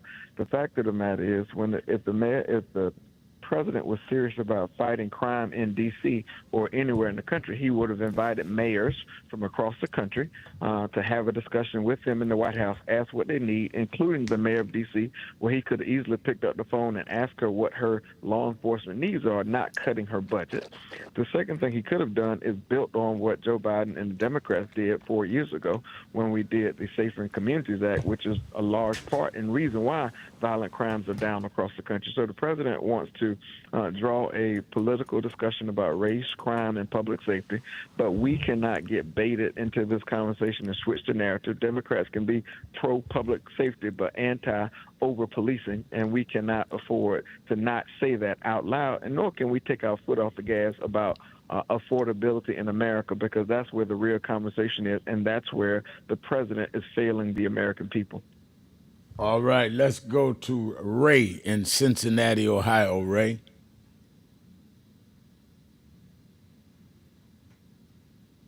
I don't hear Ray. Oh, I'm here. Can you hear me now? I hear you now, yeah. Okay. Yeah, Rev, thanks for taking my call. I listened to your intro when you first came on, and basically you were saying how the people back then, they did more with less back then than we're doing now. I look at the entertainers, the sports people. They're making millions and millions and multi-millions of dollars, and a lot of them are Republicans. And what black folks went through back in the late 1800s and really going all the way back in the 1920s and 30s, I asked myself, how are you a Republican supporting a racist that wants to put you back in chains? And so I just shake my head, Reb, and you know a lot of these entertainers, they're Republicans. And the thing that gets me, I'm gonna let you finish, but Ray, since you brought it up, the thing that gets me is they all play the Republican thing that I got to get my bag of money, and then they catch a case and they call people like me to stand up for them. And I say, well, first of all, you ain't stood up for us. Second of all, what happened to you and your Republican buddies? I mean, it is really, really, it is painful to watch people destroy themselves. Because when I was coming along, and Ray, you may be old enough to know this, we had artists that not only stood for something, they lasted. Most of these guys are 2 or 3 years acts and they're over with. Careers don't last. I mean, James Brown, Aretha, and them lasted 30, 40 years. And if you make a hit at 25 and only got 2 years, what you gonna do the rest of your life? Yeah, Rev, and I was going to say that, and a lot of them are worrying about their next contract. They're worrying about their endorsements. But let me ask you this. Is it fair to ask 20-something-year-olds who have came from nothing to actually get on board? Maybe they weren't taught what it was like growing up in the 20s and the 30s and the 40s. Well, I think it is fair. I think, you know why I think it's fair? And Antoine can also address this. He's younger than both of us. But the reason I think it's fair is Jackie Robinson did it, and he had less rights than they had. And he stood up. Jackie Robinson refused to get in the back of the bus when he was in the service before Rosa Parks. Bill Russell stood up in the 50s and the 60s. Muhammad Ali gave up his title. So I don't have this empathy that, well, you know, they're young. Everybody was young. And there is no qualitative difference between a old Uncle Tom and a young Uncle Tom. It's just that a young Uncle Tom just uses more modern vernacular. But, I mean, if you going to say to me, Reb, I got to do this because I got to get paid, then you're telling me you're a sellout. And you can be that. But own it. Admit it to yourself, I am a sellout. And in order for me to make this money, I'm going to have to be against my community. That's your decision. Live by it. Because there are those of us that live by not doing that. You know, when I was young and was around James Brown, all of these guys, everybody said, man, Rev, you can lead a movement and stuff, promote, you Red Don King and all that. I decided not to go that route. So I don't have anybody no past with me that you decided not to do that. You don't have to become a leader, but you can do the right thing or at least not endorse the wrong thing. I don't have no exception for that. I don't want everybody to lead a march. I don't want everybody to, you know, holler and jump up and down like we do. But to come out and endorse people that you know are against us, you step in the ring, you're going to get hit. And it's justified. All right, let's take a break. We'll be right back. And I want to hear your take on that when we come back, Antoine. Keeping it real. Sharpton. See right. Be right back. Keeping it real. Keeping it real. Keeping it.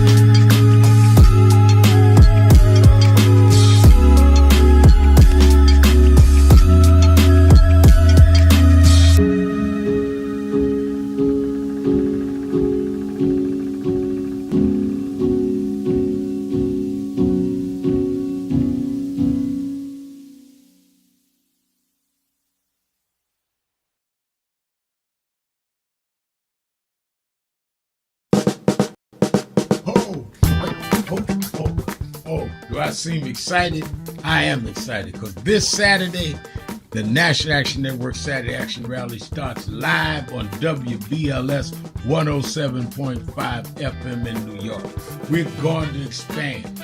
Every Saturday morning, we're live on WBLS 107.5 from 10 a.m. to 11. You'll hear the message. You'll feel the energy. You'll be involved. You won't be sitting around talking about, oh my God, look at what's happening. You'll be involved in dealing with what's happening. I'm excited, and you should be excited to turn on WBLS 10 a.m. every Saturday morning. I have a message for you, and if you want to, you can come to the House of Justice and be there live, 145th Street and Lenox Avenue. We kick off at 9, and we don't stop until we deal with getting our people energized.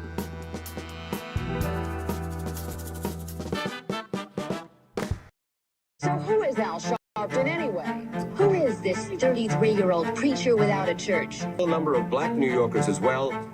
He is little more than a pudgy exhibitionist who can be counted on to show up, bullhorn in hand, at every racial incident.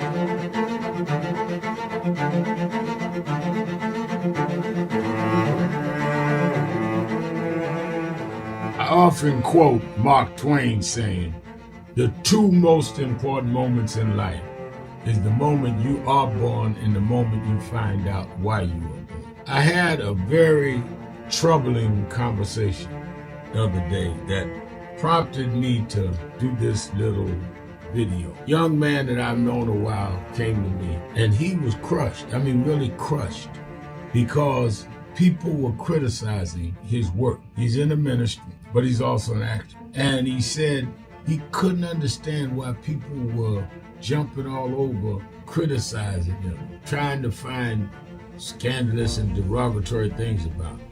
And I told him, I said, you know, you very young. You don't know the road I've traveled.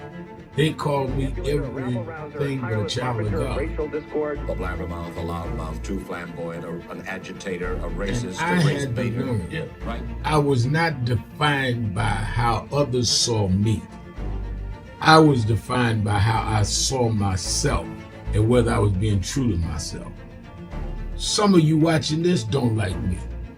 And it doesn't matter as long as I know what I'm doing and I like me for being real.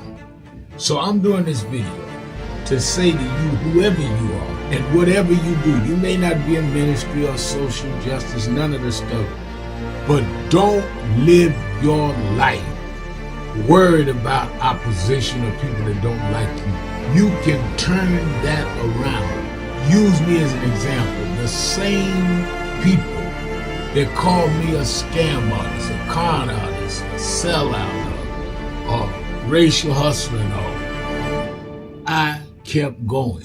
And the people I respected started respecting and publicly embracing my work. When Coretta Scott King, the widow of Dr. Martin Luther King Jr., had this to say about Al Sharpton. A leader who has protested injustice with a passionate, unrelenting commitment to nonviolent action in the spirit and tradition of Martin Luther King Jr. And I am talking about your leader, our leader, the Reverend Al Sharpton. The other thing that hasn't changed is the National Action Network's commitment to fight injustice and inequality here in New York City and across America. And that's not only a testament to Reverend Sharpton, it's a testament to all of you who are here tonight. First and foremost, to Reverend Sharpton.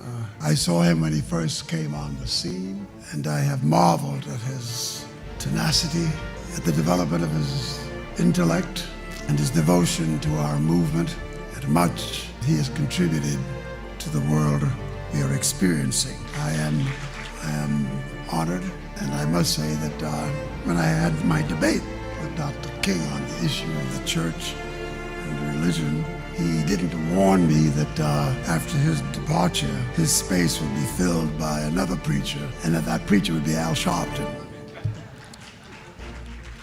All you want in life is people that matter to you to say you did all right. And more important, that you can look in the mirror and say you did all right. Thank you, Rev. Thanks for that introduction. Look, we've known each other for a long time. I'm grateful not only for your leadership and partnership, but quite frankly, more importantly, for your friendship. And thanks to all of you, members of our nation's most important civil rights organization. You have been, over all of your years, such an extraordinary leader. You are a voice of truth, a voice of conscience, a voice of practicality around what we must address and what we can do. And I thank you so much for your friendship. I remember that most of the youth around Al's age, he was about 12, wanted to be like Connie Hawkins, a great basketball player, legend, or Earl the Pearl, or Clyde Frazier. Al wanted to be like Adam Powell, a powerful preacher with a social justice gospel. He was very close to, at that time, to Reverend William Augustus Jones, powerful preacher and social justice advocate, and Reverend Gardner Taylor State right down the street, and Bishop Washington, whose church he came from, and Reverend Sandy Ray. He wanted to be like these giant preachers. He wanted them to have the edge, however, of the King's social justice dimension. He wanted to be like them, now he's one of them. Perhaps taller than most of them because of the risks he has taken and the reward God has given him with his gift. I remember so well that I first escorted him to jail. He was around 13 years old, with the jail fighting the ANP. He was in the lineage of our struggle. He grew up in it. We didn't just see him on TV one night. He didn't happen. He came bottom up, not top down.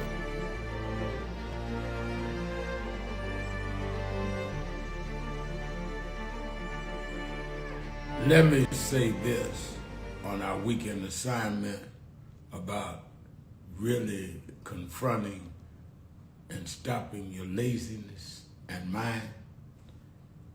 You have to stop being around lazy friends, lazy people, because lazy people normalizes your laziness. They make you settle for less than what you can do and be. They say, well, you don't need to do that.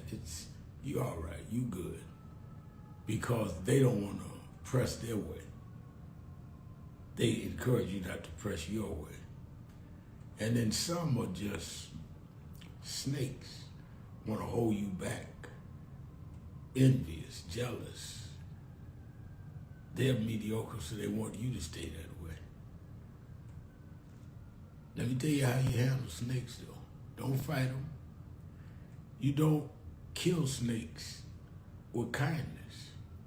You kill them with distance. Let them starve to death. Just get away from them.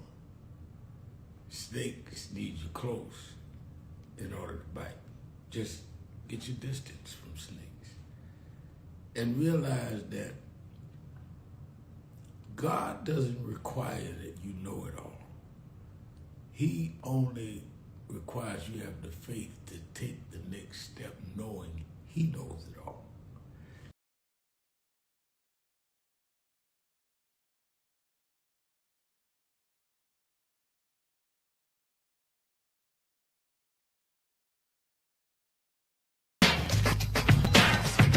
Keeping it real, keeping it real.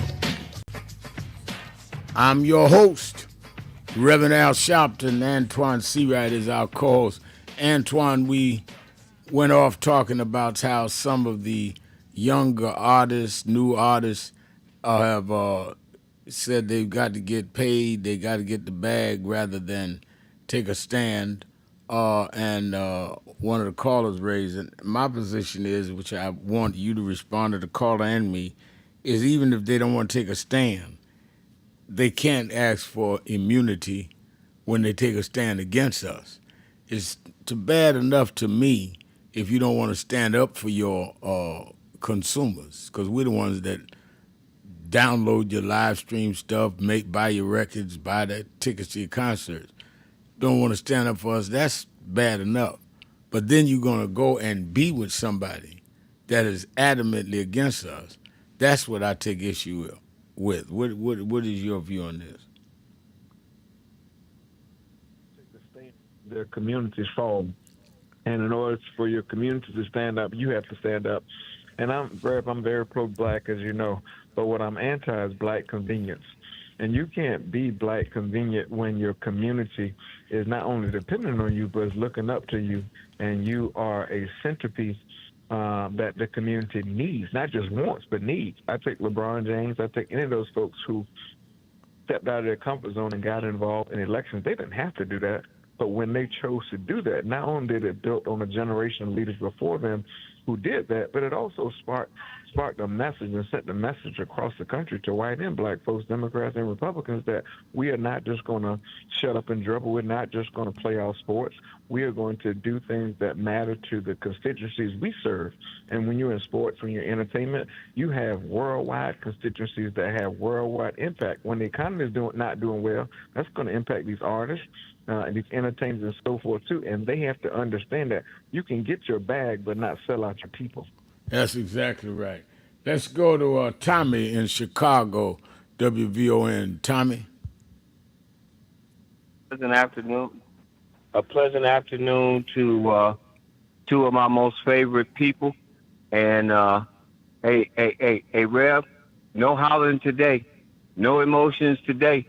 Because guess what? If you didn't know, now you know. Because Mr.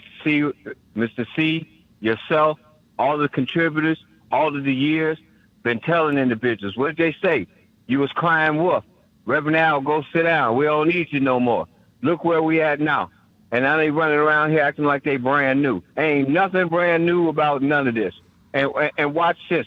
Keep in mind, people, remember, all of this started when Jeffrey Epstein started talking from the dead and the main witness conveniently committed suicide, and all of a sudden sentences started getting commuted. People who got 22 years ended up in a resort. And then when that didn't work, then it was baby oil out of P. Diddy, an attempted assassination of R. Kelly. When that didn't work, then it was let's put Obama in jail, let's put his wife in jail. When that didn't work, let's take Colbert off of the air. When that didn't work, then let's go after Harris and stuff. And now when all of that didn't work, Mr. C. White, guess where we're at now, people? Hold on, wait for it. Oh, it's martial law in Washington, D.C. The colored people up there are just out of control. Well, wait a minute. If it's law and order, shouldn't we be starting at Pennsylvania Avenue, baby? I ain't never popped so much popcorn in all my life sitting back watching this. And here's why I want to close with, Rev, because I don't even want to waste it. It ain't nothing to even talk about. Because right about now, it's the perfect storm. And you know what the perfect storm is? We get to sit back and watch all of the rats. And all we have to do is just be still. We, the people, in order to form a better government, have been hoodwinked, run amok. Who does that sound like, Rev? The same individual that was gunned down by his own, and when he came to an understanding.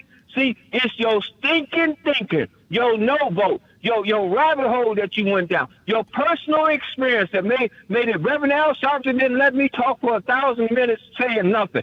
Just any and that. And guess what? I close with this. You know where I got my inspiration from? You know where I get my encouragement from? I went to the DuSable Museum, and there was this man called Reverend Al Sharpton with the first book he made. And when I came up there and you asked, well, what's the name to put in here? And I said, Tommy. Red was the one who said, hold up, Tommy, put him over here to the side. And I took a picture with you on that day. All and right. Now I'm getting emotional. Wow. Watch this, Rev. I did not remember that. Emotional. I did not remember that. Hey, Rev, that's how far. Hey, Rev. That's a long time ago. I was the same Negro that called you on the phone. I'm going to give Reverend Al a piece of my mind, Mr. C, right? Follow along with me. I'm going to tell Reverend Al Sharpton, I get a chance to talk to one of these uppity individuals and stuff. And you know what Reverend Al Sharpton said to me, people, as I close? Son, what are you involved in? Can you tell me this or can you tell me that? Well, when you get a clue, call me back. And guess what? Not only did I call him back, I went into the seminary and I want to leave America with this. Pick me up when I'm down. Set my feet on solid ground. And then guess what will happen next? I will be able to see brighter days because somebody died that I could have this moment to cry out and say, I am somebody. Black, black, black, black, black, black, black, black. Choke on it. Goodbye. Tommy. All right. Tommy is always lit, as they say, but I did not know that was maybe my first book was about 96. and we went to DeSauer. He's right. That's wow, long time ago. I've written 5 books. The first one, yeah, Go Tell Pharaoh. Let's go to Bertha in Cleveland, Ohio, WERE. Bertha, you're keeping it real with Sharpton and Seawright. Good afternoon, Mr. Seawright and Reverend Sharpton. Good afternoon. I have a few concerns I would like to state, and thanks for taking my call. Trump is a piece of garbage. He constantly criticizes President Biden for whatever, and he cannot measure to Biden's shoes. He wants to now stop. He's talking about stopping the mail-in ballots. He wants to control that. Recently, he was just on that. Our governor, Ohio's governor, had just sent troops over to Washington to support Trump. I had a little respect for him, but now I have no respect for him because he is, along with those who are supporting the Trump. I call it the Trumpican instead of the Democrats and I call it the Trumpican Party. Right now, he's trying to offset the Epstein files, and I feel that the black mayors and the black governors that he is constantly after, they need to file a suit because this is nothing but racism. He's going to take these governors and they all are black. Something's wrong with that. They need to file a lawsuit against him for racism because this is nothing but racism. Now, and those who are for him, like the blacks are for him, and those that's the Republican Party. This is a different party.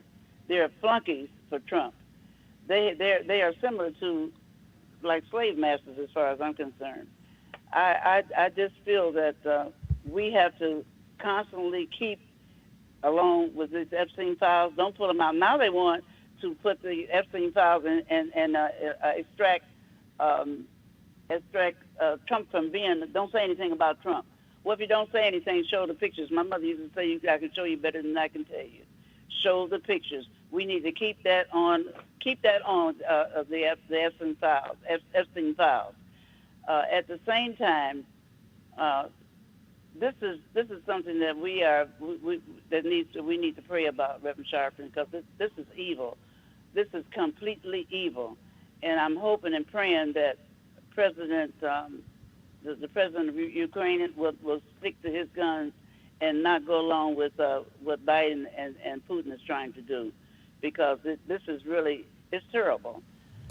And I'm going to leave now. Frank say he's the best side. I'm Bertha from the right side. All right, Bertha. Antoine, as she was talking, I'm looking. I keep the TV on in the here where we do the show, and the presidents of heads of states of all the European countries around the table with Zelensky and Trump. What is what does Trump need to do to call this a victory? Well, for him, it's just dragging out the conversation. I think the more he drags out the conversation, the more he can claim victory and say he's working on it. The challenge is he made the American people a promise that on day one he would end the war. The second thing is he gave Putin the biggest stage that Putin has had probably in my generation by inviting him to the United States and letting Putin have a narrative without even bringing anything to the table. And now Trump's comments about Zelensky could end the war, it takes the power of negotiating out of Ukraine's hands and put everything solely in the hands of Putin. That's scary because we all know this is just a power grab by Putin, a power grab exercise for the West. And if he can invade Ukraine and they see on any ground or any territory in Ukraine, that's dangerous for what that means in the future. That means Putin will try to invade every other little country and try to continue to gain ground. And that's why this is so dangerous. And that's why I've said on TV just last week, this has implications for the world for the next 10 to 20 to 30, 40 years. Absolutely. And I think that people need to know what is at stake in this and be clear about it. It will, let me tell you something, what happens in Ukraine and Gaza, either one of them or both of them, could kick off currents that will be making us tremble all over the world. And to have someone as inept and narcissistic as Trump being in the middle of this, we ought to be as nervous as we could be, because the man just is not able to handle anything other than being flattered, and he'll go with the flattery or with the opulence. If somebody look like they got money, he wants to be their buddy. Let's take a break. We'll be right back. More of you on the phones, 1-877-532-5797, Sharpton. See right. Be right back.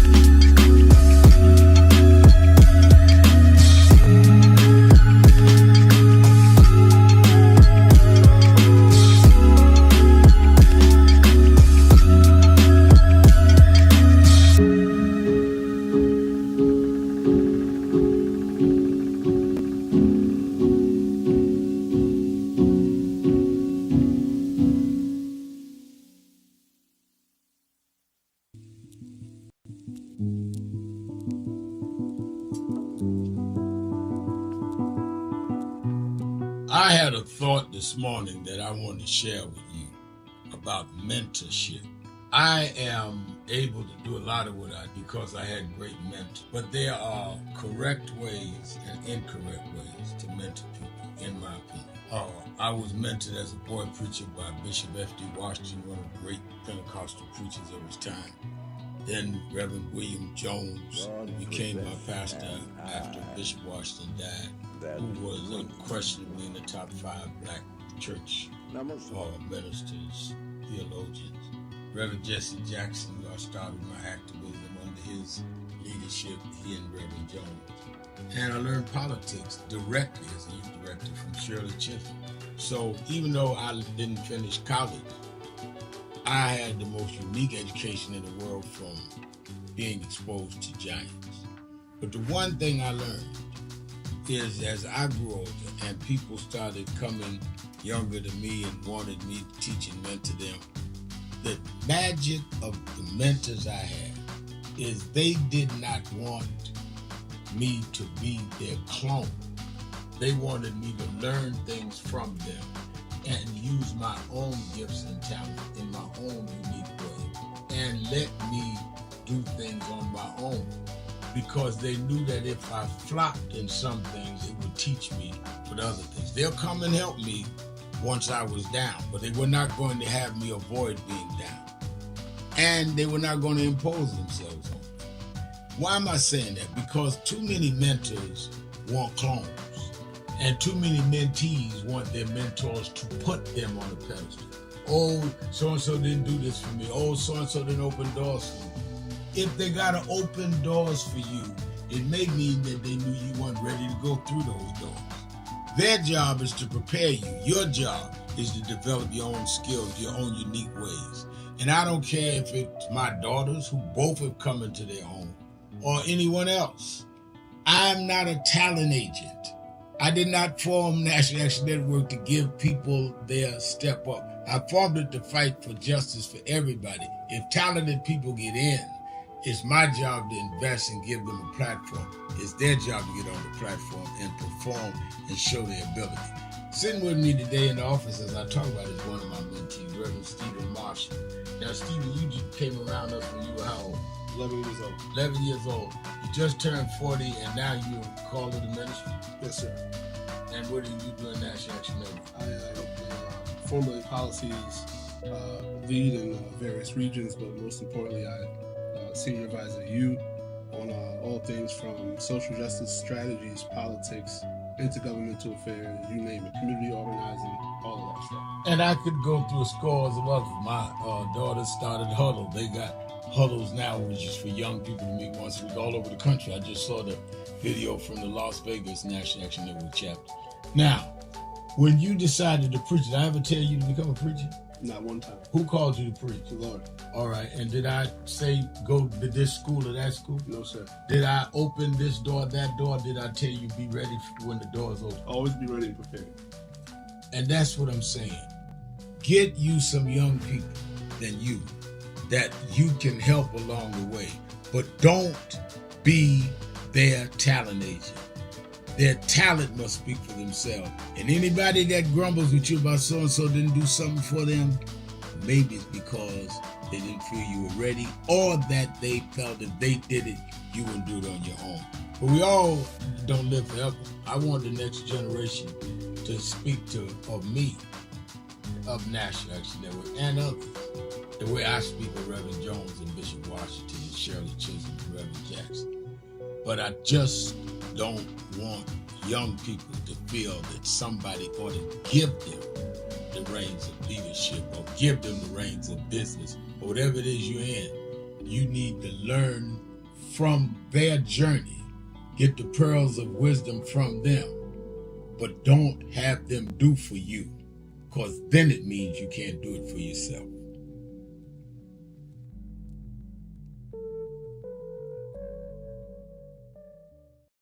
One year ago and change, 67 weeks ago, we started marching every Thursday, am I right, on the offices of Bill Ackman. Bill Ackman was the architect of ending DEI, which is diversity, equity, and inclusion. He started it. I want to give a little history because a lot of people get Negroitis and get confusion. I don't even mind your ego. Everybody need one, but you don't have to become contrary and duplicitous. We got to have integrity even among those with ego. So we started when they first came out against DEI. Now Ackman and them started it going at Harvard University, forcing out the first black woman and first black president of Harvard. We went to his office and been going 67 weeks. I went first 10 to 12 weeks. And this brother, stand up, Reverend Ron McHenry, coordinator House of Justice. This brother has been there every week. Many of you here in the audience have marched every week. So we didn't just get in this. We were in it the day they came at Claudine Guy. Last year's convention, we dealt with DEI. This year we said that we're going at these corporations that had come out against DEI. Many of you, most of y'all I'm looking at was at the convention. And we hit Pepsi. Pepsi called and said, all right, we 8-9 days in, we agree to meet. And we went, purchased New York. Chairman of our board, Reverend Dr. W. Franklin Richardson, and Carol Wallace, who's a special advisor to us on finance, and laid out to them that one, we don't care what you call it, DEI, IED. Y'all are gonna keep your commitments in terms of the black community. And that means we don't want special privilege, but we do not want to be specially excluded.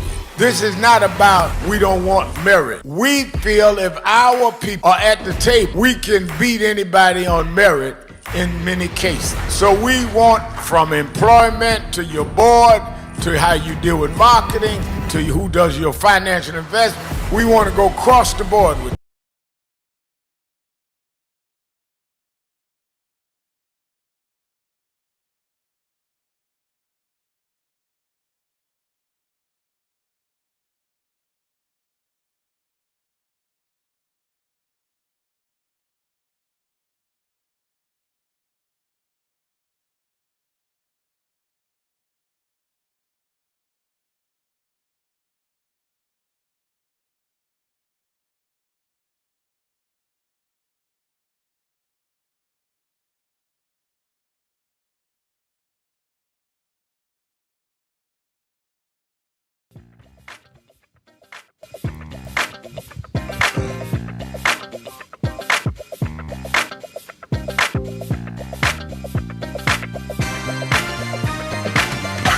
You ready, sir?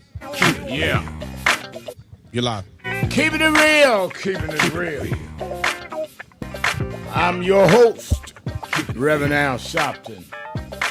Let's go back to the phone, Antoine. Antoine Seawright is our co-host. Let's go to Andre J. in Chicago. Andre? Hey, good morning. No, I'm sorry. I'm behind the 8 ball. Good afternoon to you, Reverend Sharpton. Good afternoon to you, Mr. C. Right. You know, non-traditional times call for non-traditional behavior. And I'm sitting here looking at Ketanji Brown Jackson, Elena Kagan, and Sonia Sotomayor on the Supreme Court that's not speaking out against the threat to democracy and voting rights.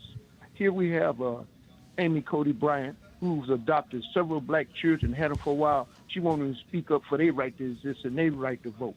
And so it's time for them to say something. To me, it's not just enough to write a dissent. How many people hears about a dissent and know that they dissented? It's time for for them to be vocal, because these are non-traditional times with Donald Trump and all the entry calls for non-traditional behavior. They need to say something. They need to speak out.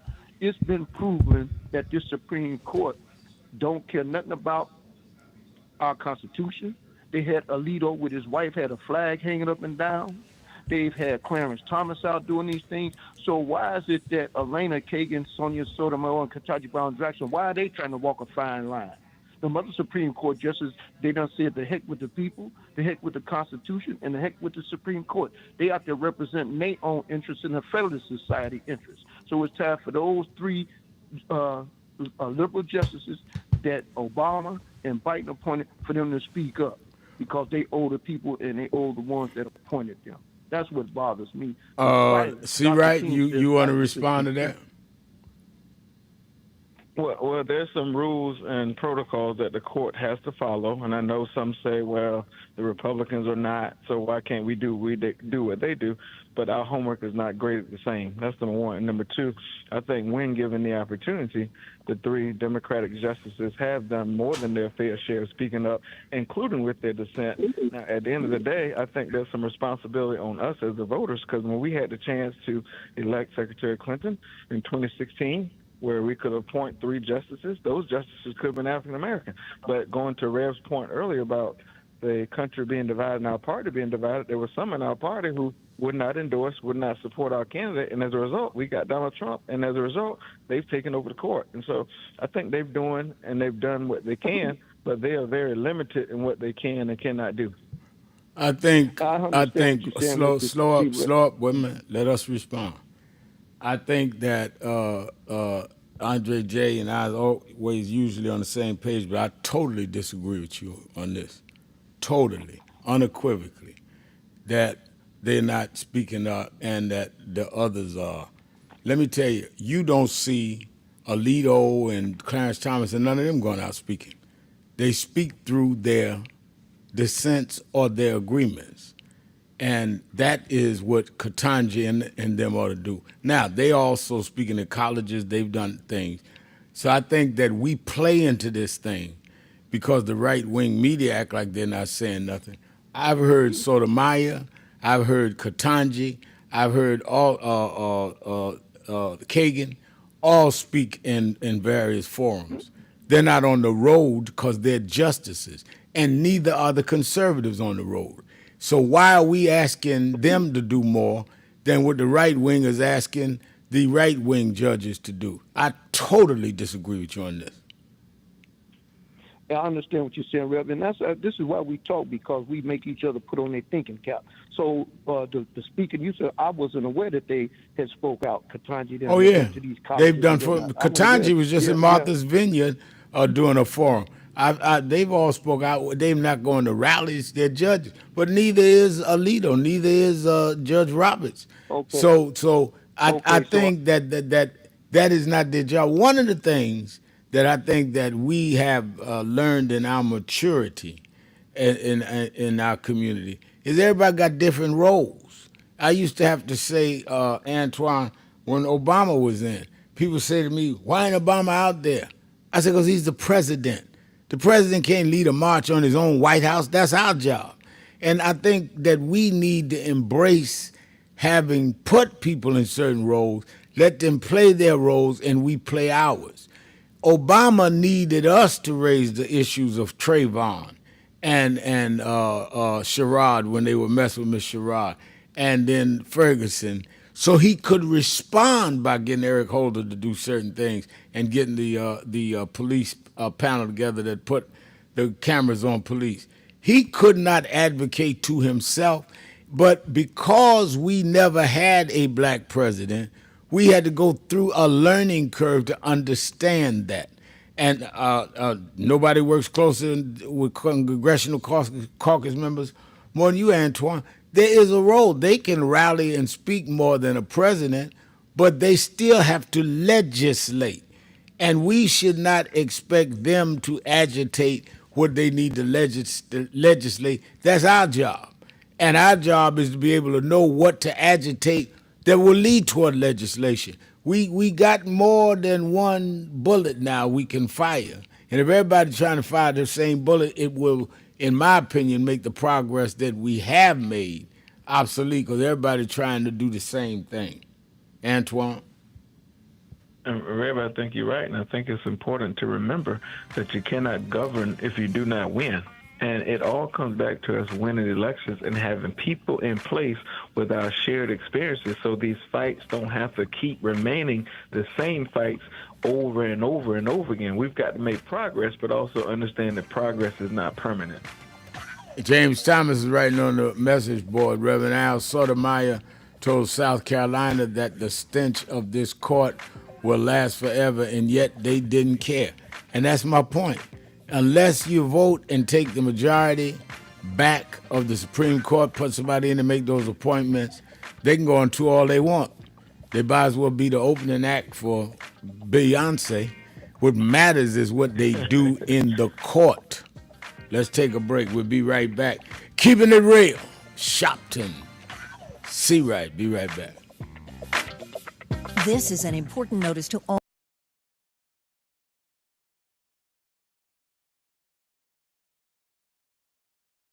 Let me say this on our weekend assignment about really confronting and stopping your laziness and mine. You have to stop being around lazy friends, lazy people, because lazy people normalizes your laziness. They make you settle for less than what you can do and be. They say, well, you don't need to do that. You all right, you good. Because they don't want to press their way. They encourage you not to press your way. And then some are just snakes, want to hold you back, envious, jealous. They're mediocre, so they want you to stay that way. Let me tell you how you handle snakes, though. Don't fight them. You don't kill snakes with kindness. You kill them with distance. Let them starve to death. Just get away from them. Snakes need you close in order to bite. Just get your distance from snakes. And realize that God doesn't require that you know it all.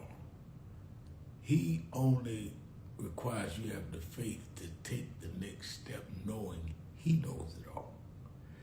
So get past being lazy and say, I'm going to make this effort. I'm going to make this move. I'm going to make this attempt. I'm going to take this step. And God will do the rest. That's what faith is.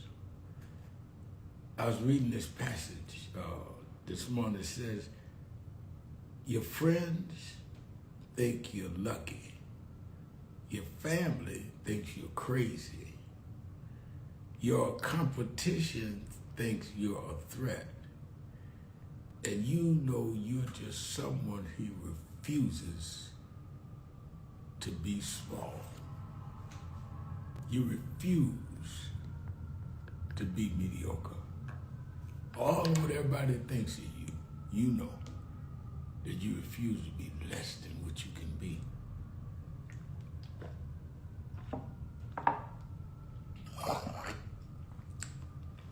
Others look at you as complicated. Don't let people complicate what you know is simple. You just refuse to be reduced to someone else's measure of you. That's why you got to get your lazy self up and be what you know you could be. You're not getting too old. You're not polished enough. You're not educated enough. You're not one that doesn't have enough connections or contacts. You're just lazy. All that stuff you don't have, you can get. It's within your reach. Now put it within your grasp.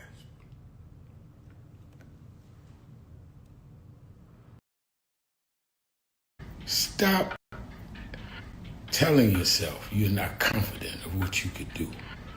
When people with half your skills and a quarter of your talent have gone on to create big waves in life, if you look at them and you know you're more gifted than them, then what is your problem? You are looking for someone to come and drag you into success. You got to use what you have, which is, in my judgment, more skillful than others I've known in your area. Use that and believe in that, and your confidence will build up as you get going and start doing. And don't chase the spotlight. Sharpen your skills. Live in your purpose. And you'll get so good the spotlight will be chasing you.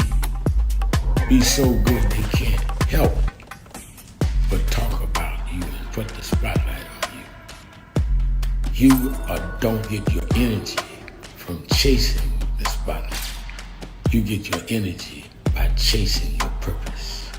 The spotlight and other adulation will come with it. Have a great day.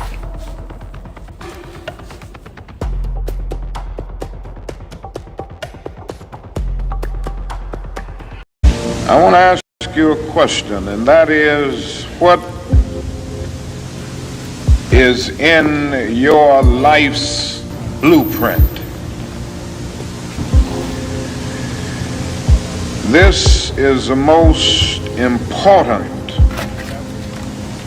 and crucial period of your lives, for what you do now and what you decide now at this age may well determine which way your life shall go. And whenever a building is constructed, you usually have an architect who draws a blueprint. And that blueprint serves as the pattern, as the guide, as the model for those who are to build the building. And a building is not well erected without a good, sound, and solid blueprint. Now each of you is in the process of building the structure of your lives. And the question is, whether you have a proper, a solid, and a sound blueprint. And I want to suggest some of the things that should be in your life's blueprint.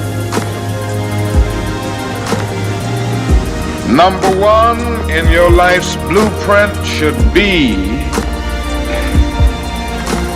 a deep belief in your own dignity.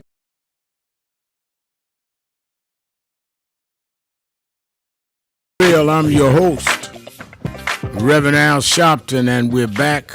1-877-532-5797. Antoine Seawright is our co-host. Don't forget Politics Nation with Al Sharpton, 5 p.m. Eastern Time every Saturday and Sunday. And I'm already working on this weekend show. Certainly you in the New York tri-state area, meet me at the House of Justice in Harlem, 145th Street and Lenox Avenue, Saturday morning rally. I'll be there this Saturday. It is the Saturday before the big march on Wall Street. I need you to be there.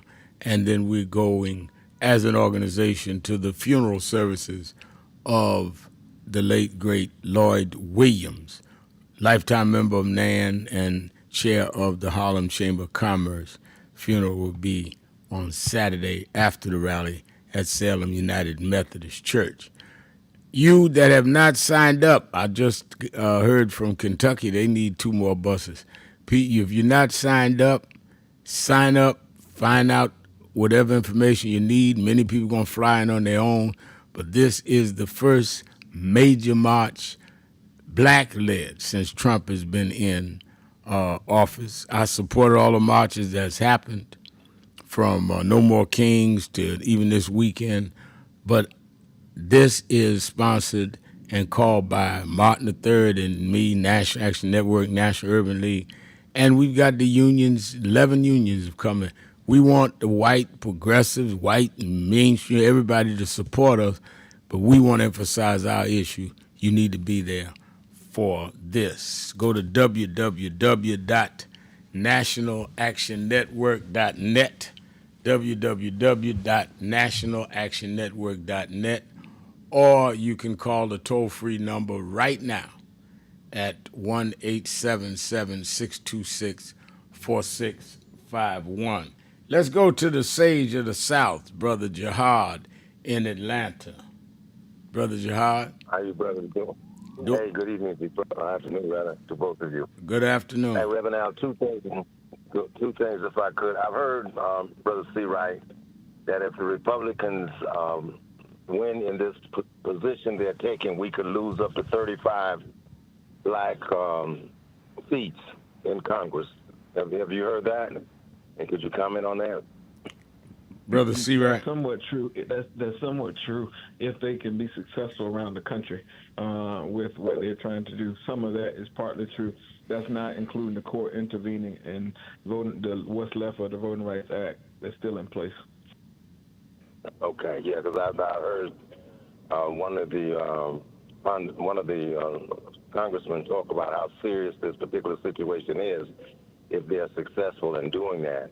You know, secondly, I'd like to address a situation where some people say that Obama could have done the same thing or ruled like Trump is ruling, and that's far from the truth. You know what I mean? If one might just reflect in history, when Trump got in the first time, do you remember him having the cabinet that he selected? A lot of them fought him on different issues and different positions that he wanted to take, to some extent till he fired them. You know what I mean? So the idea that Obama could have just ran rampant over the government and did anything, just put any legislation in place, not legislation, but any order in place, and it would have been executed, was far from the truth. What Trump did was the second term around, he got the Supreme Court, he got the Senate, he got people who were inexperienced in government to put in top positions that would do anything he say. You know what I mean? So I think, you know, sometimes when we throw out these narratives that any, Obama had the ability to do the same thing that's wrong. I just wanted to point that picture out. That's totally not true. You know what I mean? Obama could not have done the silly things and the unlawful and unpopular things that this president is doing right now. And I just want to throw that out there. Thank you very much, President. All right, thank you. Let me get Rick in from Germany. Rick. Good day, Reverend Al. Good day. And good day to you, Mr. C. Wright. You're kind, Rick. Thank you. I will be kind. I just have three quick comments. First of all, I believe that Putin wants to rebuild the Soviet Union and the old Iron Curtain countries as a buffer against NATO and the West on the ground. Number two, Trump is baiting black, criminally oriented youth into striking at police and National Guard in the government areas and business district of Washington, D.C. I pray the young folks, criminal or otherwise, don't fall for the trick. And last but not least, love, family, and community is all that matters now. I believe we've only got 35 years until total apocalypse and pole shift. Gentlemen, I'm done. All right, thank you for your call.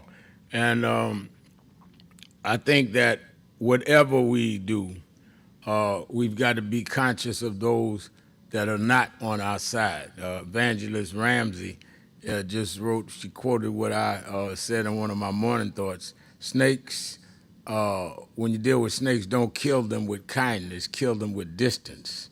Stay away from snakes and keep organizing, keep doing what's right. I think we waste a lot of energy on people that just are bound and are committed to be destructive. And if we organize people that want to be right, then I think we get things done. One of the things that I've learned, Antoine, is that a lot of our people in our community, I'm talking about the black community, want to do what is right if they are given the sound strategy on what is right and where does it lead.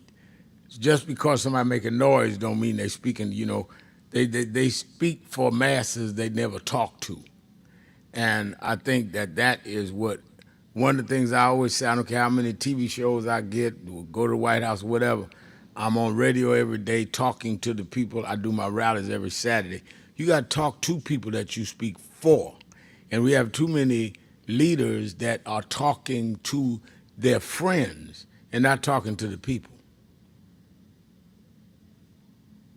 Well, Reb, you often hear me say, I think I may have said this on your program before, there's a difference between K Street and Main Street and my street. Elections are won or lost on Main Street and my street. Things are discussed on K Street, and we've got to separate the two. And it's not just talking with people. We've got to stop talking at people, and we've got to simplify our message and our messaging so much so that an 8-year-old can understand it and digest it. And I think that's the challenge. And to your point, to quote your old friend James Brown, a lot of activists out here who are doing activities and they just talking loud and ain't saying nothing. That's right. And so we've got to stop misappropriating our time. I think it was Andy Young. Is it Andy Young or Lou Stokes who said that first? We got to stop this business of misappropriating our time and our resources and get into the meaningful and intentional engagement. And I think that's the difference between us and them.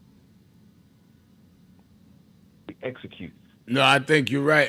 And see, and we are always going to have those that major in being contrary. There's never been a movement that didn't have critics and people that are contrary. But you can't waste, and I say this out of experience because I used to waste a lot of time arguing with folks, and as I became more mature, I learned that energy you should be talking to the 80% that want to hear both sides or hear the options rather than arguing with 3 or 4% that just want to be seen, want to make noise, because it was the noise makers that helped us defeat Hillary Clinton and put down Trump in the first time and came back again with Kamala. Just noise. They ain't going to do nothing. The Democrats ain't done nothing, this, that, and the other. So you therefore end up with the worst of the worst. And you notice we don't hear from them. I look at this radio, the log on our live stream, and look at our call screen of people calling every day. The people that were calling during the election down in Kamala have not called this show since then. And the same thing happened in 16. I've been on 19 years. The same thing happened in 16 with Hillary, which means that a lot of them were assigned to call. They never became regular callers. As soon as they did their job, helped defeat Hillary, defeat Kamala, we heard from them. And that's why, I don't care if you're young or old, I like to deal with people with a track record. You from South Carolina. My mother's from Alabama. My mother said the first thing they used to ask you when you going to court somebody is, who is your folks? If we don't know who you are, anybody can get on the radio or call the radio and say, my name is Kwame Hububu, and we don't know who you are or who you work for. But I know I ain't heard from you since the election. And that's real suspect to me. So that's why I say let's organize those that want to be organized, and those that are contrary, let them have the contrary thing. I tell people all the time, I know I haven't heard any, but they probably also, well, I ain't in the march and I ain't going to Sharpton march. Good. Go ahead, your march. Go ahead, your rally. And I promise you, I will not criticize it. Do whatever it is you think is right. But in my experience, I know that you have to have pressure on the outside to help empower those on the inside to deal with helping both of us from both sides. And if you got another way, do that. I ain't never broken your meeting and interrupted you, and never will. So let everybody do what they supposed to do, because we are in a precarious position. This is no time to be spending energy on stuff that's not going to make a difference for our people. And that's the way I feel about it. We're out of time. Let me thank Antoine Seawright, kick off another week for us. Let me thank all of you that called in, listened in, you that called in and couldn't get through, but hung in there anyway. Remember, whatever you do, wherever you go, however you feel, tell somebody, tell anybody, tell everybody. Reverend Al told you personally, keep it real. Keep it real. Keep it real. I'll talk to you tomorrow.